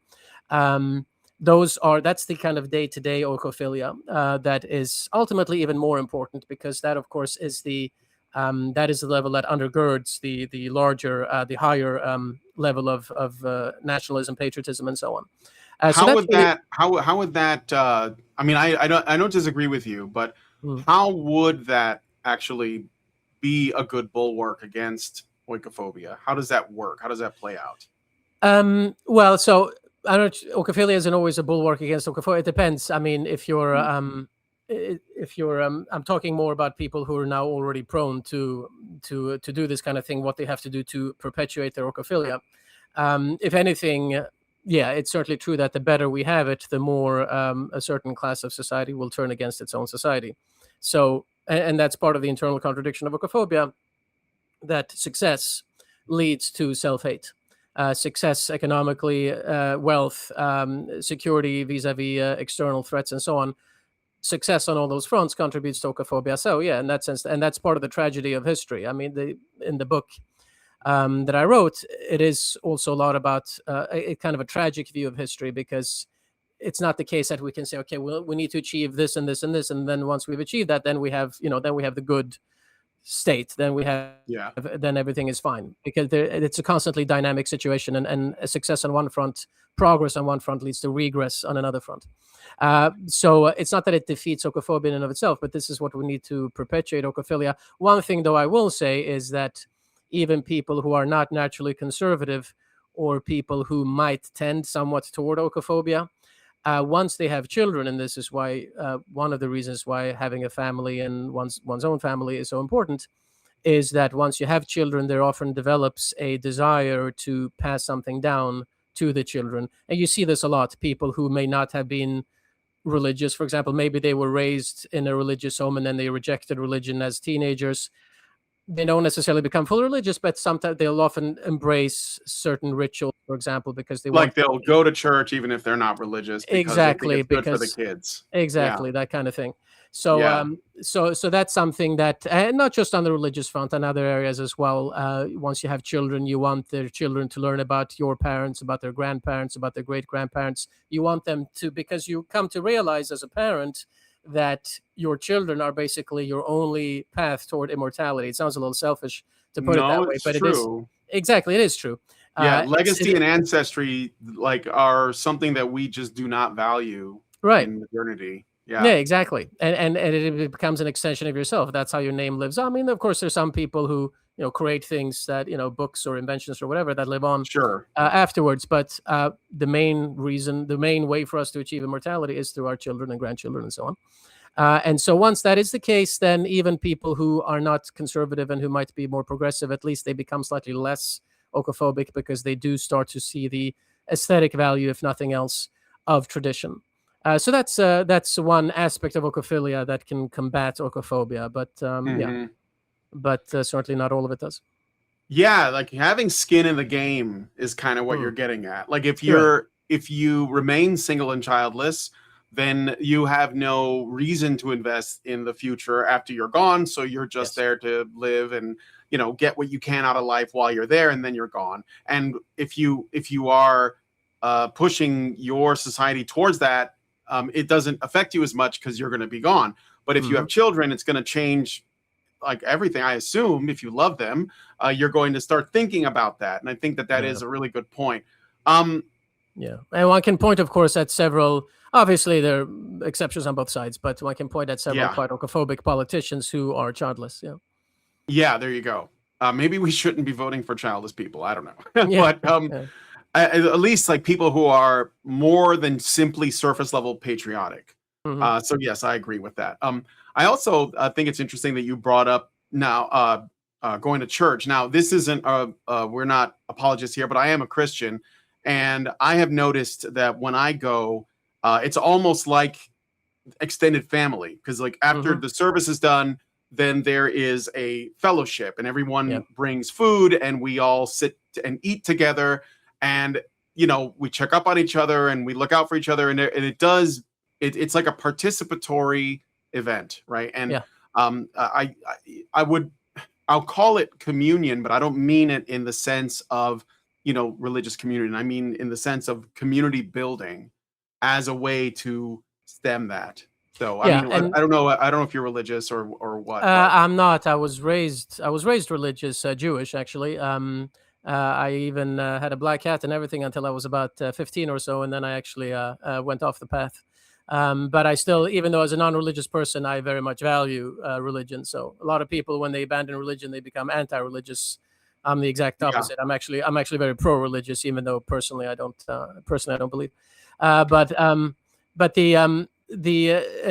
this is one of the things I love about the left. They will tear down religion and attack the church, and then complain that we don't have any sense of community, and that we're also uprooted, and that there's no proper culture here, and that other, like, Islamic culture is a proper culture. Well, yeah, it's a proper culture. I mean, it's a bad culture in my opinion, and there are philosophical reasons for this. But at least it has cohesiveness by dint of its religion. And the Hmm. left has destroyed the cohesiveness that is precisely provided by religion, because, as you said, there is no force for communal cohesion as strong as religion. I mean, there's no exception to this. In all societies, religion is, bar none, the strongest element of communal cohesion. So once you tear down religion, then you tear down the most fundamental unit, the most fundamental force for cohesion in your society. And this is something that is also, again, it's universal.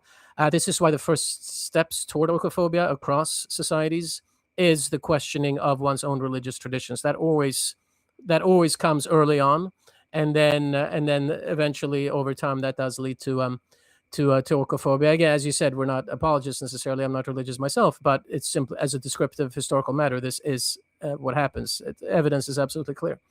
Yeah, And yeah. so yeah. Yeah, sorry, go So ahead. and this is why it's so important to emphasize the role of religion. We mentioned the church.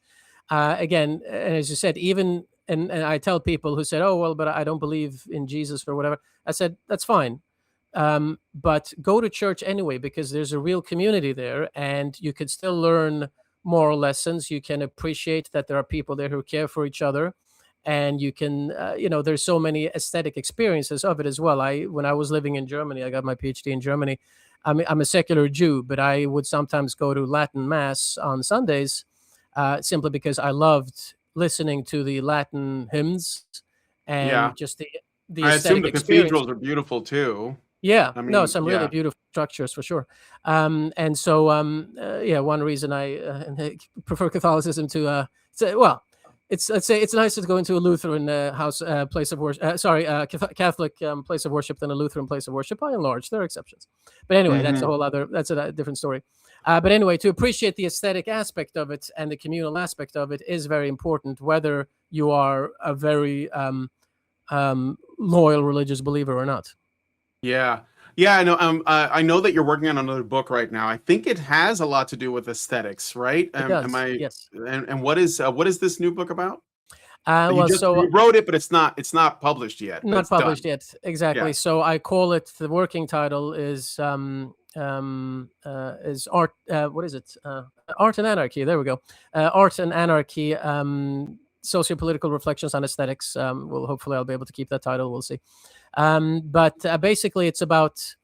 It's a bit diffuse, but it's essentially about how it's about the relationship between art and society, what one says about the other, and also about our understanding of art, basically what Yeah. it is, how we are to understand it, and how it also goes into, it's kind of also a philosophy about philosophy, so it's maybe a little more cerebral, but it's basically how we think about these particular concepts, and I suggest a particular way of thinking about them so as to open up the field for more creativity and for better scholarship, for more empiricism, and so on. Is basically what the book is about. It's fascinating because I do think there's a relationship there. We're just okay. So I just want to tell you what was going through my head as we were Yeah. talking about church and communion to essentially build stronger communities so that they can, you basically feel as though you have more love for the people closest to you, and that will hopefully, stem the sort of like what I think oikophobia is ultimately just nihilism. I mean, that's where it goes, if anything. I think that, Mm. but maybe I'm wrong, but like when we stopped going to church as much, and Marx wrote about religion being the opiate of the masses, obviously. But when we stopped going to church as much, as a society in America became more secular, although I think the United States is far more religious than other Western countries, Yeah. but it's still more secular than it has been in the past. We look to different cultural ways to stay connected. So, we watched movies together. We listened to the music together. We went to, we watched television shows, and then you go to work on Monday and everybody would stand around the water cooler and talk about, what they saw or whatever. And we were still connecting, but now that's gone too. So there isn't much keeping people together. We're becoming more and more atomized. So I thought that was really interesting. That I don't know so the relationship between this book and your book on your art stuff, and also I think, and I mean, I don't want to go too far. Maybe I'll have you back on to talk about your book when it's out. But like how because I studied art history and I watched how existentialism and Dadaism and this nihilistic stuff came in, and it basically stripped the beauty away and made everything political. And that was like in the late 19th century, maybe before that. And I think that was part of the demoralization process. Yeah, absolutely. And this is also a process that I talk about in one of the chapters in that book. And it even starts a little bit earlier. Already Hegel talks about famously in his lectures on the on aesthetics, he talks about how art has become intellectualized. And Yes. And it's not a coincidence, right? You're familiar with these things. It's not a coincidence that people say, "Oh, he's so prescient. He saw what was going to happen later." I mean, he's obviously was a highly intelligent man, but he's actually describing what's already going on before his time. Because really, going back to the Enlightenment again, it's not a coincidence that this intellectualization of art and therefore the downgrading of beauty of sensory beauty vis-a-vis intellectual thought, that becomes greater at a time when the Enlightenment has completed its ridicule of religion. Because the striving toward, I mean, it can also be an intellectual process, but the striving toward the divine is often an expression, or often expresses itself aesthetically in the simple sense of a striving toward beauty, because one wants to glorify his name, glorify his creation, God's creation.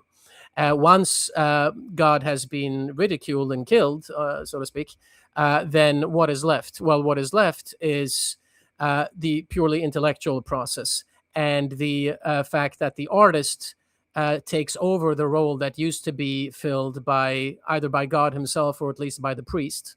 Once the priest and God have been discarded, the artist becomes the new holy man, which means that he becomes his own justification.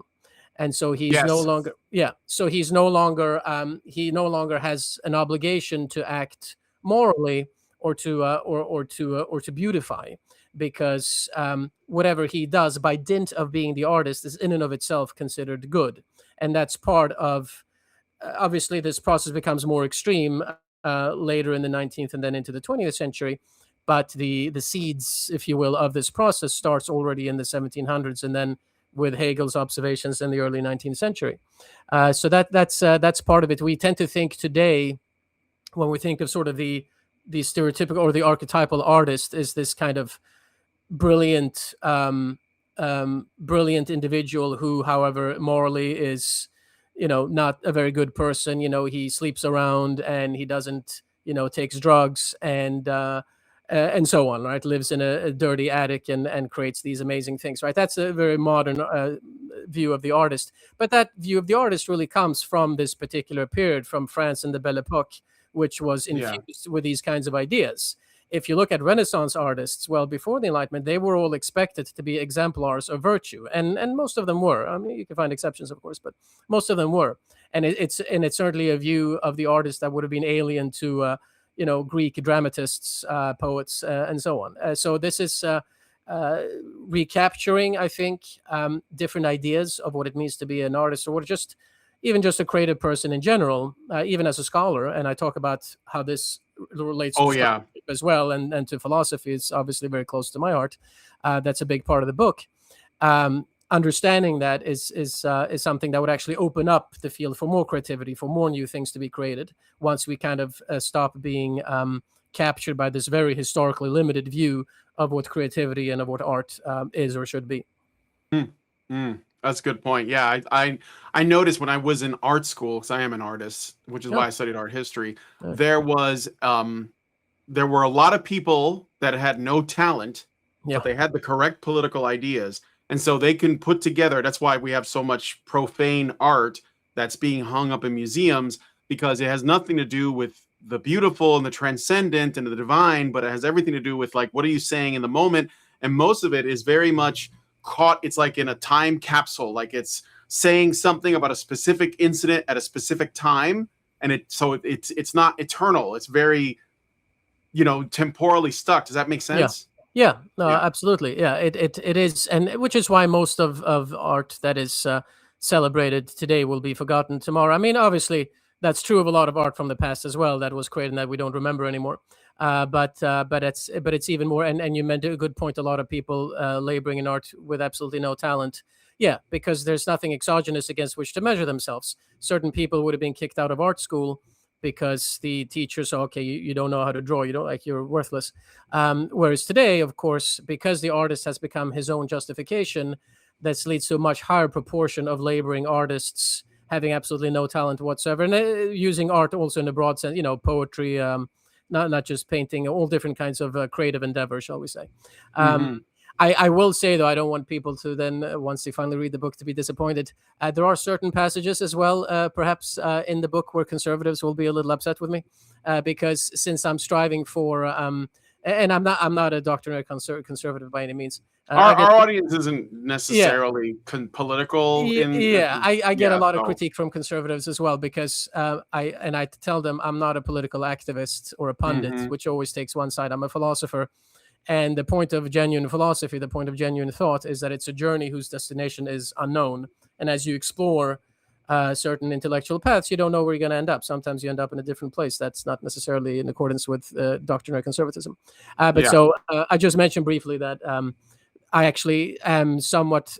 There are aspects of modern art toward which I'm friendlier than to other aspects, I guess we could say. And I explain why in the book. And it's about how, if we're going to open up, like, to take Roger, this is a point of rare disagreement, for example, between me and Roger Scruton. Roger Scruton, in some of his books, and also in a talk once that he gave that I attended, here in New York, he basically talks about how we should strive to reinvigorate classical music and make modern classical music. And that's sometimes done well, but the problem is that very often, that too often it leads to just being stuck in old forms, and you're really not creating anything new or different. And so we have to be a little more open than a lot of aesthetic I understand. conservatives are. Yeah. It's Yeah, not just, you can't just, oh, we're just got to go back. Like, you yeah, can't really go back. There's so the hit, what's happened has happened. I yeah, understand that. exactly. Yeah. I don't And to disagree. take exactly a colleague of mine who wrote poetry in Latin, and I told her that it's worthless um, because you're not answering to our present moment now. Hmm. Like, we already have Virgil and Horace and so on. You're not doing anything interesting. It's like the dark side of nostalgia. Yeah, yeah, If that makes sense. Yeah. right. Yeah. Okay. So, looking ahead, do you see oikophobia intensifying, peaking, or generating a meaningful backlash? And if there is a backlash, is there an aspect of that worries you or concerns you? Yeah. So all of the above, pretty much. So Oikophobia will continue to intensify. After Trump's re-election, people said woke is dead, and I, along many others, said right away, no, it's not. No, it's not. No. No, not even It's going to close. become more. They're actually strongest when they're in a position of weakness. That's when they're most Right. emboldened, I think. But go on. Yeah. No, I think there's a lot of truth to that. The Basically, you might have certain aspects of wokeism that are kind of passing fads, like people putting their pronouns in their bios, like that has gone down a little bit, for example. So there might be certain aspects, yes, that kind of come and go. But wokeism as a whole is kind of, and wokeism being the most modern expression of oikophobia, that as a whole is certainly going to continue to intensify. And So that is going to continue to intensify. The that's absolutely clear. The question Mhm. is, because it always does. I mean, historically, there's no point in history at which, Is it like an inevitable thing, like an yeah, inevitable pattern? Oh, yeah, okay. I don't like the word inevitable in the sense that one will be accused of historical determinism and from taking away people's responsibility and Yeah. freedom to act and so on. And there's a whole epilogue in the book in which I address that exact issue. But basically, if you're looking at it historically speaking, we shouldn't be captives to history, obviously, but there has been no society which became kind of oikophobic up to a point and then kind of said, okay, well, this is too much. Let's dial it down a bit. That doesn't happen. So oikophobia continues to intensify. The more important question then becomes, where does it lead? Will there be a backlash? There will be a backlash, and there is a backlash. We see the backlash now. That's another reason why we mentioned UK a couple of times. Another reason why I think UK right now is actually very interesting, because one sees more of a backlash brewing there now than, for example, in France or Germany on the continent. And so it'll be interesting to see what happens. Yeah. Um, the backlash, so the backlash by and large is a good thing and a necessary thing. To the extent to which it will lead to violence, again, is an open question. We'll see. But Mhm. even though violence will be unavoidable in at least some cases if Islamization is to be stopped. Your question about whether there are aspects of the backlash that are not so good is an interesting one, and I think the answer to that is clearly yes. The question to me is whether those aspects are so great as to outweigh the goodness of the backlash as a whole, and to that my answer is no, at least not yet. Uh, question. I mean, parts of the No, I backlash. appreciate that answer because I'm not I think that's where I'm at too. Like I Yeah, think it's necessary and I hope that it happens and I think there probably will be some degree of overcorrection, but I think yeah, that will, you know, it'll like level out after and yeah. I'm not that concerned. Let's put it that Right, way. exactly. No, that's roughly my attitude as well, and I think one of the more obvious ways, um, is to some degree in the UK also, but I think especially here in the United States, actually, in which the more negative aspect of the backlash expresses itself is through rising anti-Semitism on the right. The left has been anti-Semitic for a long time. That's nothing new. And I mean, of course, there was a time even earlier on where the right used to be more anti-Semitic. But nowadays, the rising anti-Semitism on the right is a problem in the sense because there is this, and you see this to some extent in Europe as well. There is a sense that our civilization has been so infiltrated by foreign elements that it leads to a sort of exaggerated desire for purity. So that anything that is even just a little bit different, forget about the Muslims and the Arabs and so on. They're very different already. Of course, yeah, we're against them. But even things that are a little bit different, like an American Jew whose family's been here for 3 generations, even he is not pure enough to correspond to what we want American society to be. And so that Mhm. is an overcorrection. That is clearly negative, I think. So that is a concern. But as I said, the backlash is so necessary Yeah. and the threat from oikophobia so strong that I'd rather have the backlash with those couple of negative aspects than no backlash at all. And then, over time, that those negative aspects could be, corrected as well. Hopefully, we'll see. But so yeah, that's my general view on that. So, this is a channel where we discuss primarily men's issues, legal, legislative, and political to some degree, because it has to be things like child custody and child abandonment, things like that. But one of the sayings that comes up a lot, and I think that this is like going to be a little bit of a difficult thing to tackle, but there is an idiom that you see very often. It goes something like weak men create hard times create strong men create good times create weak men.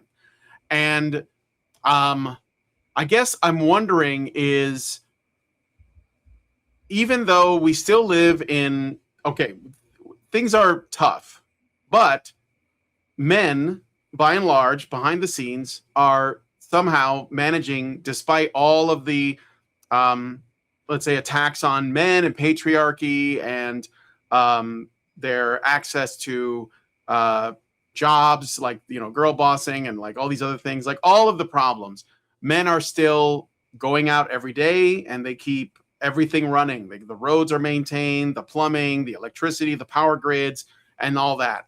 Do you agree with that idiom that I said before? I know that you said that men have been domesticated.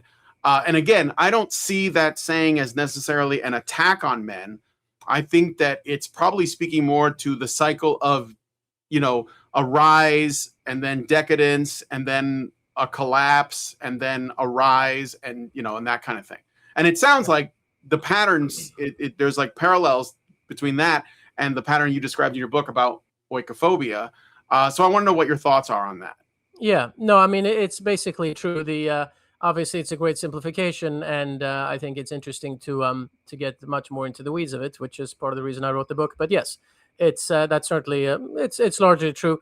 The little statements or expressions like that, I think, are a good heuristic kind of for understanding what's going on for people who don't, for people who are not inclined to study the matter in greater detail.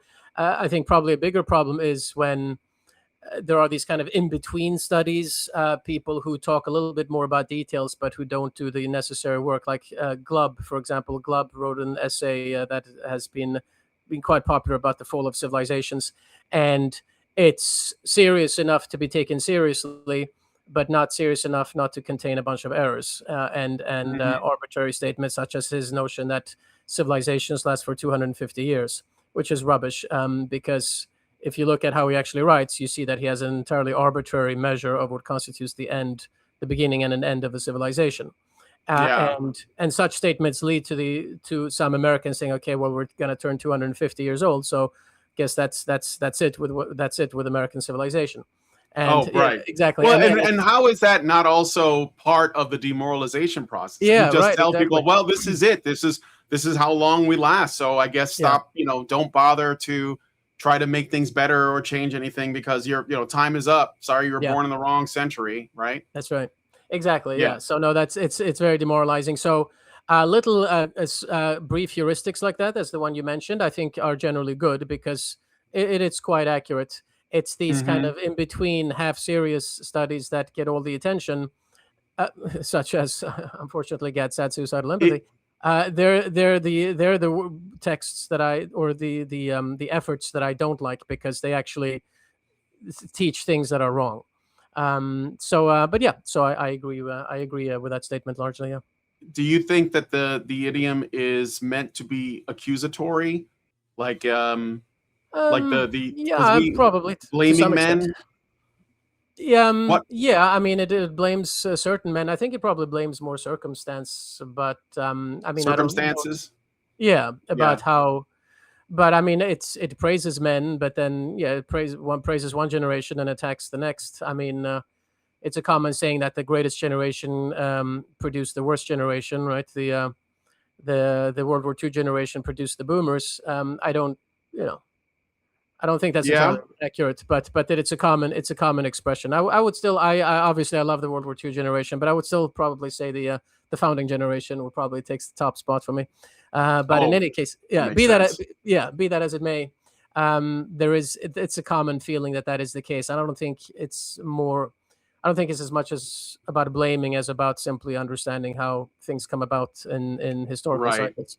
Historical cycles kind of have gone out of fashion in academic circles, which is another reason why I face some resistance. But and strictly speaking, it's not a cycle; it's a spiral, as I explain in the book. But yeah. There's a lot of truth to it, and a lot of very wise men of Greek antiquity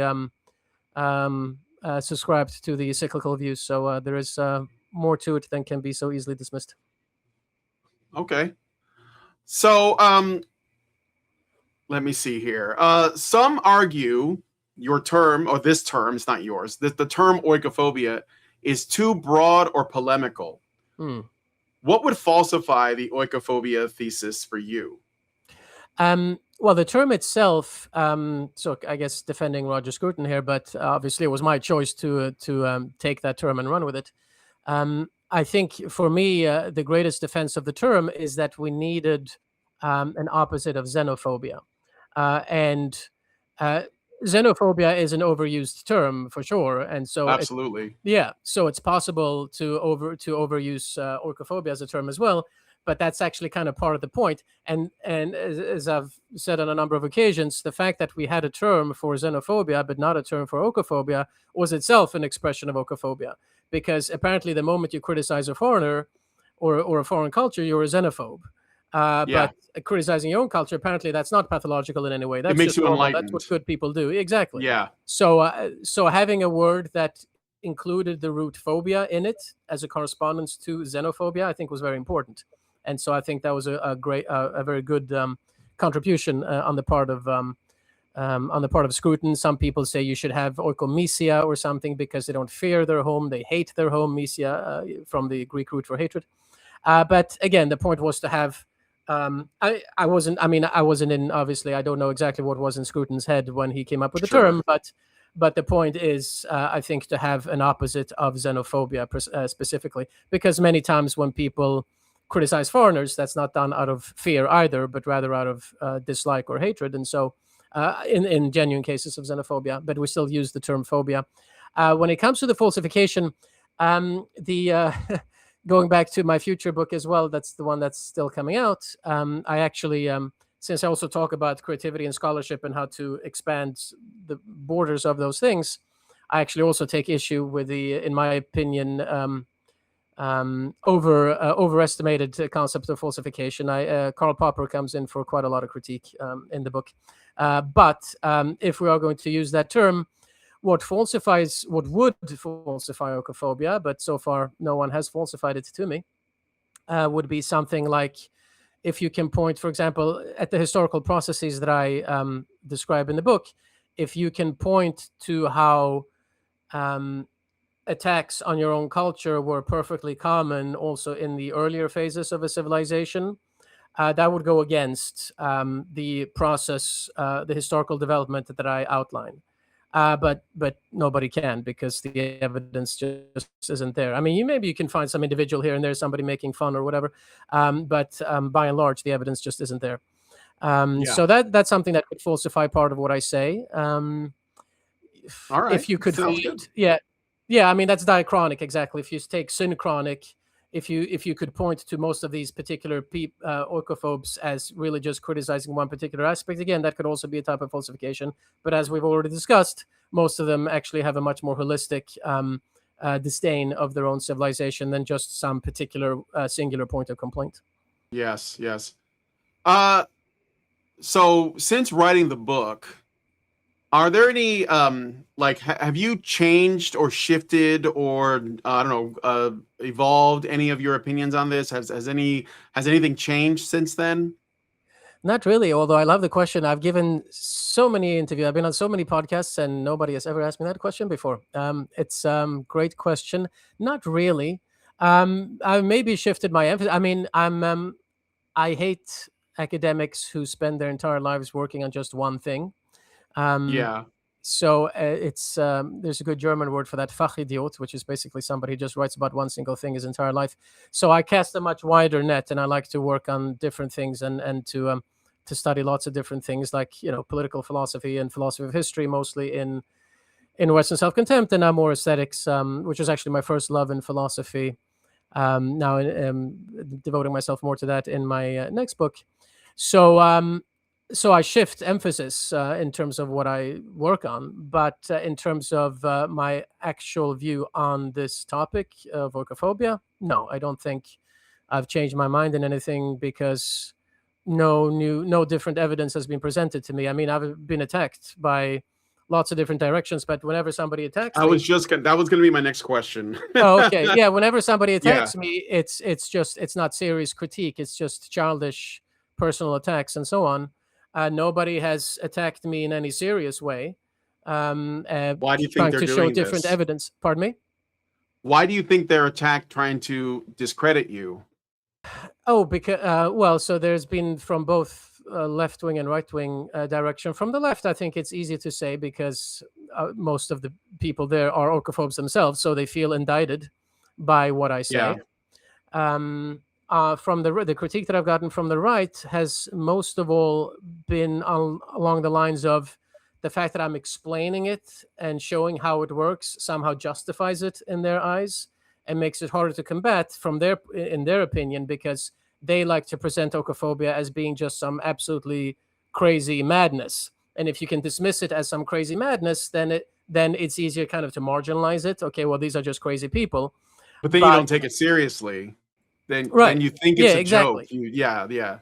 Exactly. And so to them, the fact that I explain it and show that it's actually happened before kind of somehow normalizes it. So that's a critique I've gotten from the right. And my answer to them is, okay, you're attacking me as activists. You're attacking me as pundits who are trying to affect political change. And I appreciate that you're trying to affect political change, but I'm a philosopher. And my job is not to say things that a particular side likes. My job is actually to explore and to take these various areas of research and examination to their ultimate conclusion. And I also say, I mean, it's in the book itself. I'm obviously not. I am against oikophobia, but I also want to understand it and describe it, and that's my job. People who the critique from the left has just been by people who are not interested in philosophy, and that's fine. You don't have to be interested in philosophy, but then you also shouldn't attack me. Yeah. No, absolutely. Yeah, thank you for that. Okay, so I did get a couple of paid comments. I think they're questions from people in our audience. So, guys, send in super chats, Rumble rants, super chow, whatever, and I will be sure to read them. So, one I got from NovaFan21 on Rumble, who gave us $1 and said, "Does it say in your studies what happens when it's too late for the strong men to protect society? It feels there is no difference between being put in jail for criticism and withdrawing from society." Yeah, there is. I mean, I talk about in the book about how, I mean, what comes after oikophobia. Obviously, in the American case, we don't know yet. Although if past civilizations are any model, which of course they are, then it's not that pretty. We do have one vis-a-vis the ancient world. The advantage we have today is that we're not surrounded by hostile tribes immediately. The Canadians or Mexicans aren't suddenly going to invade us.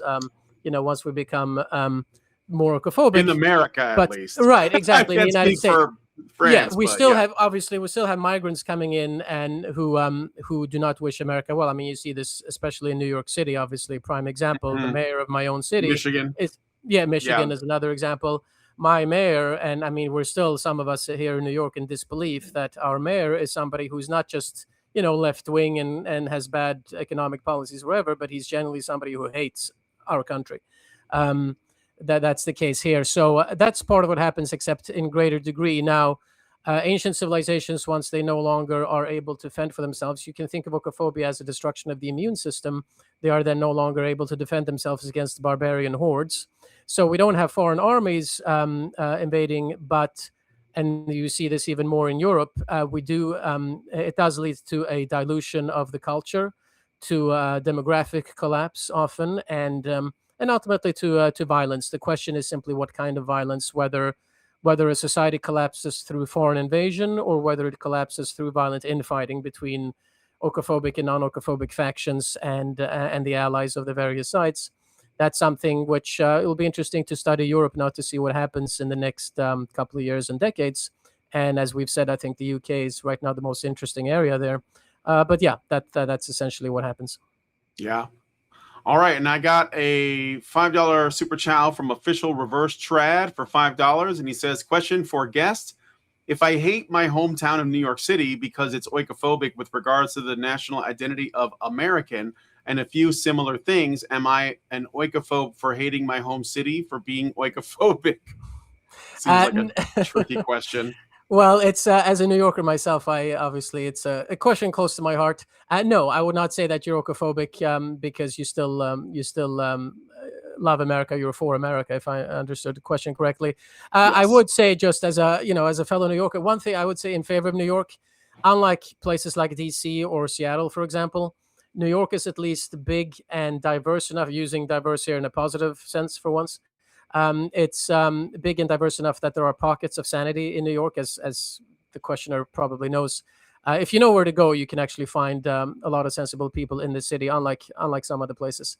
But no, I would certainly not call somebody like that an Oikophobia. Although I would, as a selfish New Yorker, I would hope that my fellow New Yorker stays in the city and tries to improve it rather than jumping ship. Just flee.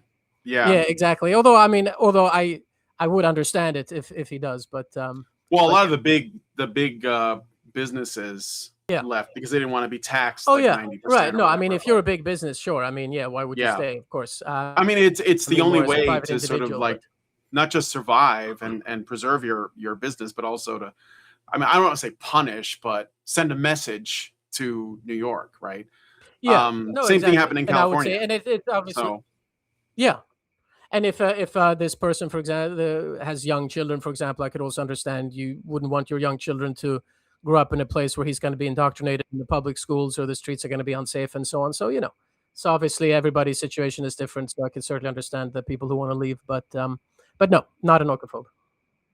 all right. Well, thank you for that. I'm just gonna double check to make sure I didn't miss any comments from anybody.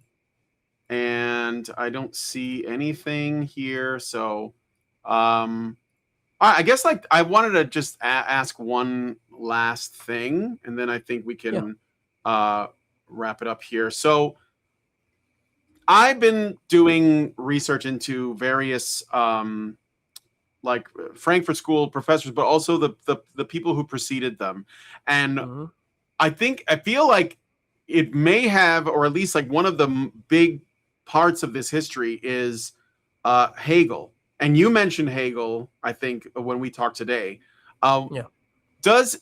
Would you say there's a way to connect the Hegelian dialectic to this oikophobic, I guess it's a critique of Western civilization, or is that like a little bit of a stretch? Not really. I mean, I don't think it's that much of a stretch. I mean, you have plenty of, as you know, right-wing Hegelians and left-wing Hegelians, and doing battle with each other. And Hegel, partly also because early Hegel is such a terrible writer, it makes it easier for him to lend himself to different interpretations. He does become better over time. He certainly is. He becomes a better writer with age. Yes. Yeah. You compare something like the philosophy of right with the phenomenology of spirit. The earlier work is much worse written than the latter. But that aside, yeah, I mean, it's the teleological aspect, if you will, of Hegel's philosophy of history that can become a little dicey. Now, obviously, there are people, including Nietzsche, who have made fun of him to a degree that he doesn't quite deserve. But and I criticize this as well. This aspect of his in the book, the overly teleological flavor of his philosophy of history. The idea that, okay, well, if things progress toward a particular goal, toward a particular point, well, then that The end of history. Yeah, right? exactly. That lends itself to this kind of positivism that I mentioned before, that does, to some extent, seek to tear down tradition. Now, this depends a little bit which Hegel one reads. I mean, so, Mhm. and this is part of my problem with a lot of Hegel scholarship in general. I was actually just corresponding with a colleague the other week about this, that people kind of decide, and this is not true just of Hegel, it's true of many philosophers, but people kind of take their favorite philosopher, Hegel in this case, and they decide, okay, this is what he thinks. And then they kind of reject everything that goes in a bit of a different direction, which is especially problematic in the case of such a voluminous writer and lecturer as Hegel. And this is where people forget the philology you mentioned in the beginning in your introduction. My PhD is in philosophy and in classical philology, philology being the study of language and literature and so on. And the philological dimension always has to inform our philosophizing. We have to pay attention to what the person actually says, black on white, and not just kind of have this theory in our mind. Okay, Hegel says this, Marx says this, and that's it. No, look carefully at the detail of what he actually says. And there you see that there are certain passages where Hegel certainly does go in a kind of end of history direction, which is the more teleological aspect that I find bad. And then there are other passages where he does seem much more strongly to acknowledge that actually, no, history is not over, and it's not the kingdom of Prussia that's the culmination of history, and so on. So it depends which Hegel you read, but there's certainly a danger or a possibility that Hegel can be used to some extent fairly or unfairly, depending on your tastes, Yeah. in an oikophobic direction. Yeah. All right. Well, then I don't feel so dumb. All right, Yeah. so it was more of an instinct, and I saw some things, but I think that's good. Thank you. I got one more super chat came in late, and then we'll go from there. So Zeranx gave us $10. I think he's also a New Yorker. He said, came into this late, but as a fellow New Yorker, I've long said New Yorkers are more libertarian in attitude, at least. Is that correct? And how do you reconcile that with Mamdani's election? Yeah, so I have a theory on that one, but go ahead. Oh, okay. Yeah, I'll be curious to hear your theory. It's not complicated. It's women. Okay, but the perspective of an outsider could be good. We're kind of stewing in our own New Yorkism here. Yeah. So I think it's true when it says that we tend to be libertarian. I think there's a lot of truth to that. When it comes to Mamdani, his victory, yeah. So this is, and people have talked about this, when they studied the electoral map of New York City. A lot of it, and this goes to what we talked about before about the dilution, demographic dilution, and so on, and cultural dilution. A lot of his voters are immigrants who came from parts of the world where they have a similar kind of attitude toward the United States as they Mamdani vote on has. tribal lines, or they vote on tribal lines. Exactly. Yeah. I have an article coming out now, actually, just this week, on what I call ethnic memory and how that operates politically. So basically, these are people who not and even when they come from this part of the world, in some cases it is that they actually agree with Mamdani, and in some cases, when, for example, Indians or so vote for him, it's not that they necessarily agree with everything he says. It's just this feeling that, oh well, he's one of us, so we vote for him for that reason. That was a very significant voting bloc for him. Yes. And then, of course, you do have the young communists, a lot of New Yorkers who are first-generation New Yorkers, or who moved here from other parts of the country because they wanted to imbibe New York culture and left-wing urbanism and so on. That's another major voting bloc. Most of the more traditional New Yorkers, if you go to those neighborhoods where of New Yorkers who have been in the city, part of the city fabric for longer, they voted for Cuomo. People who are older ones, they went with what they, I guess, like the tried and true. Yeah, exactly. Yeah. I mean, I would have voted for Sliwa, but that was obviously a lost cause. So I held my nose and voted for Cuomo. Yeah.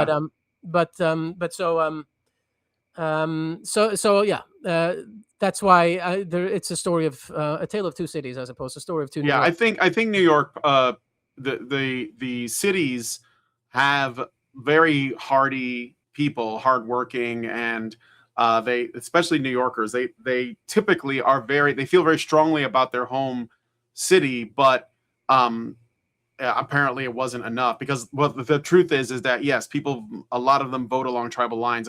There was an election in Minnesota where there was a Somalian running for mayor, and he lost because there were other Somalians. If only Somalians voted for him, he would have won. But he was in a different Somalian tribe than some of the other Somalians, and that's why he lost. Right. So it was because he was the wrong Somalian for the Somalians. Right. Yes. So yeah, anyway. Exactly, and that's the danger of ethnic memory. And, it has and this is like a thing that we have to also face as a reality. Like in the United States, in first world countries like this, people typically don't think along those lines of I'm going to vote for the guy who is in my tribe.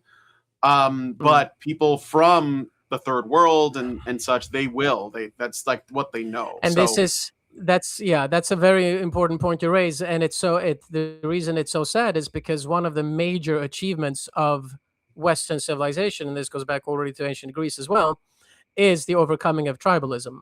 Basically, the invention of politics, which is effectively a Greek invention. The idea that they used to, they were divided into tribes as well, and then they come together into a polis, where you basically elevate the fellow citizen, the importance of citizenship. That my fellow citizen doesn't have to be a part of my tribe, but he's my fellow citizen, and that's what matters.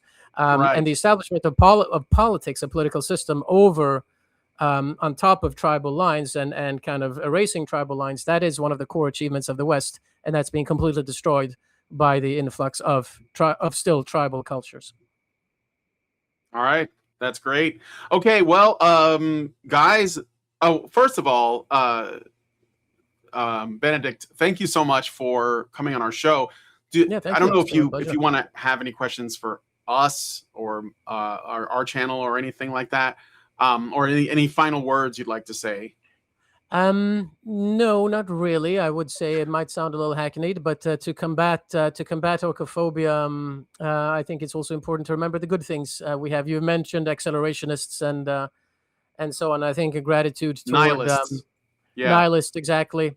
Gratitude toward all the men who came before us is important, and to everything that they built, and that we should continue to build on their foundations. So I think, continue to be grateful in spite of all our problems.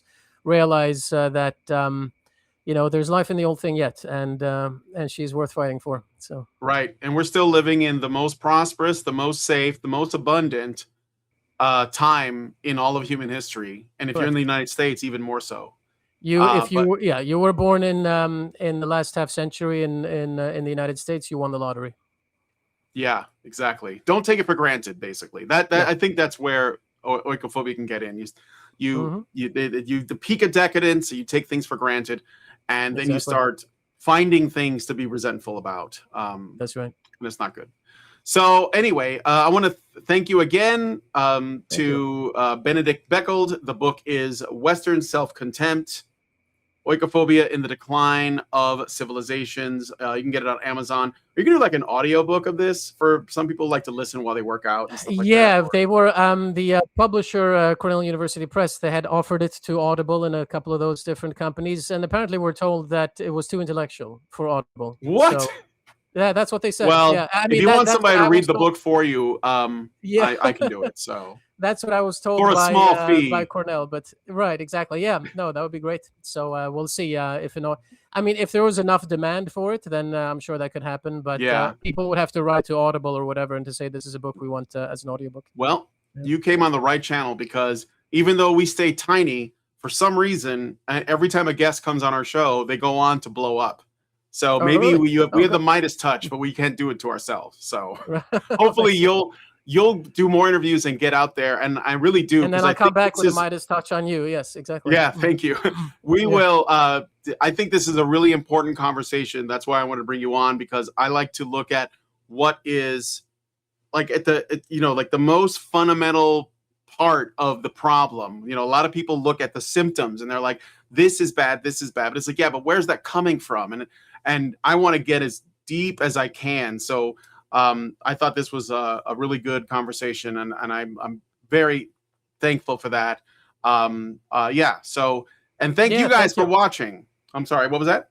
No. I was going to say thank you as well. And it's I'm actually glad that we went for such a long time, because it allowed us to really get into the weeds of things. Yeah, absolutely. I like that a lot. All right. So with that said, thank you guys for coming on the show and checking this out. Sorry there was some little technical glitches with YouTube, but we're fine. The show is run and I have a recording. We're going to make some shorts content out of it regardless. So, but it's also on Rumble and X as well. So with all that said, thank you again, Benedict Beckeld, for coming on the show. And thank you guys for watching. If you guys like this video, please hit like, subscribe if you're not already subscribed, hit the bell for notifications, leave us a comment, let us know what you guys think about what we discussed in the show today, and share the video, because sharing is caring. Thanks so much for coming on this episode of the Fireside Chat, and we will talk to you guys in the next one. Next week, Janice Fiamengo and her new book. So see you guys then. Men's rights activists are machines, dude. Okay? They are literal machines. They are talking point machines. They are impossible to fucking deal with, especially if you have like a couple dudes who have good memory on top of that too. Holy shit, you're fucked.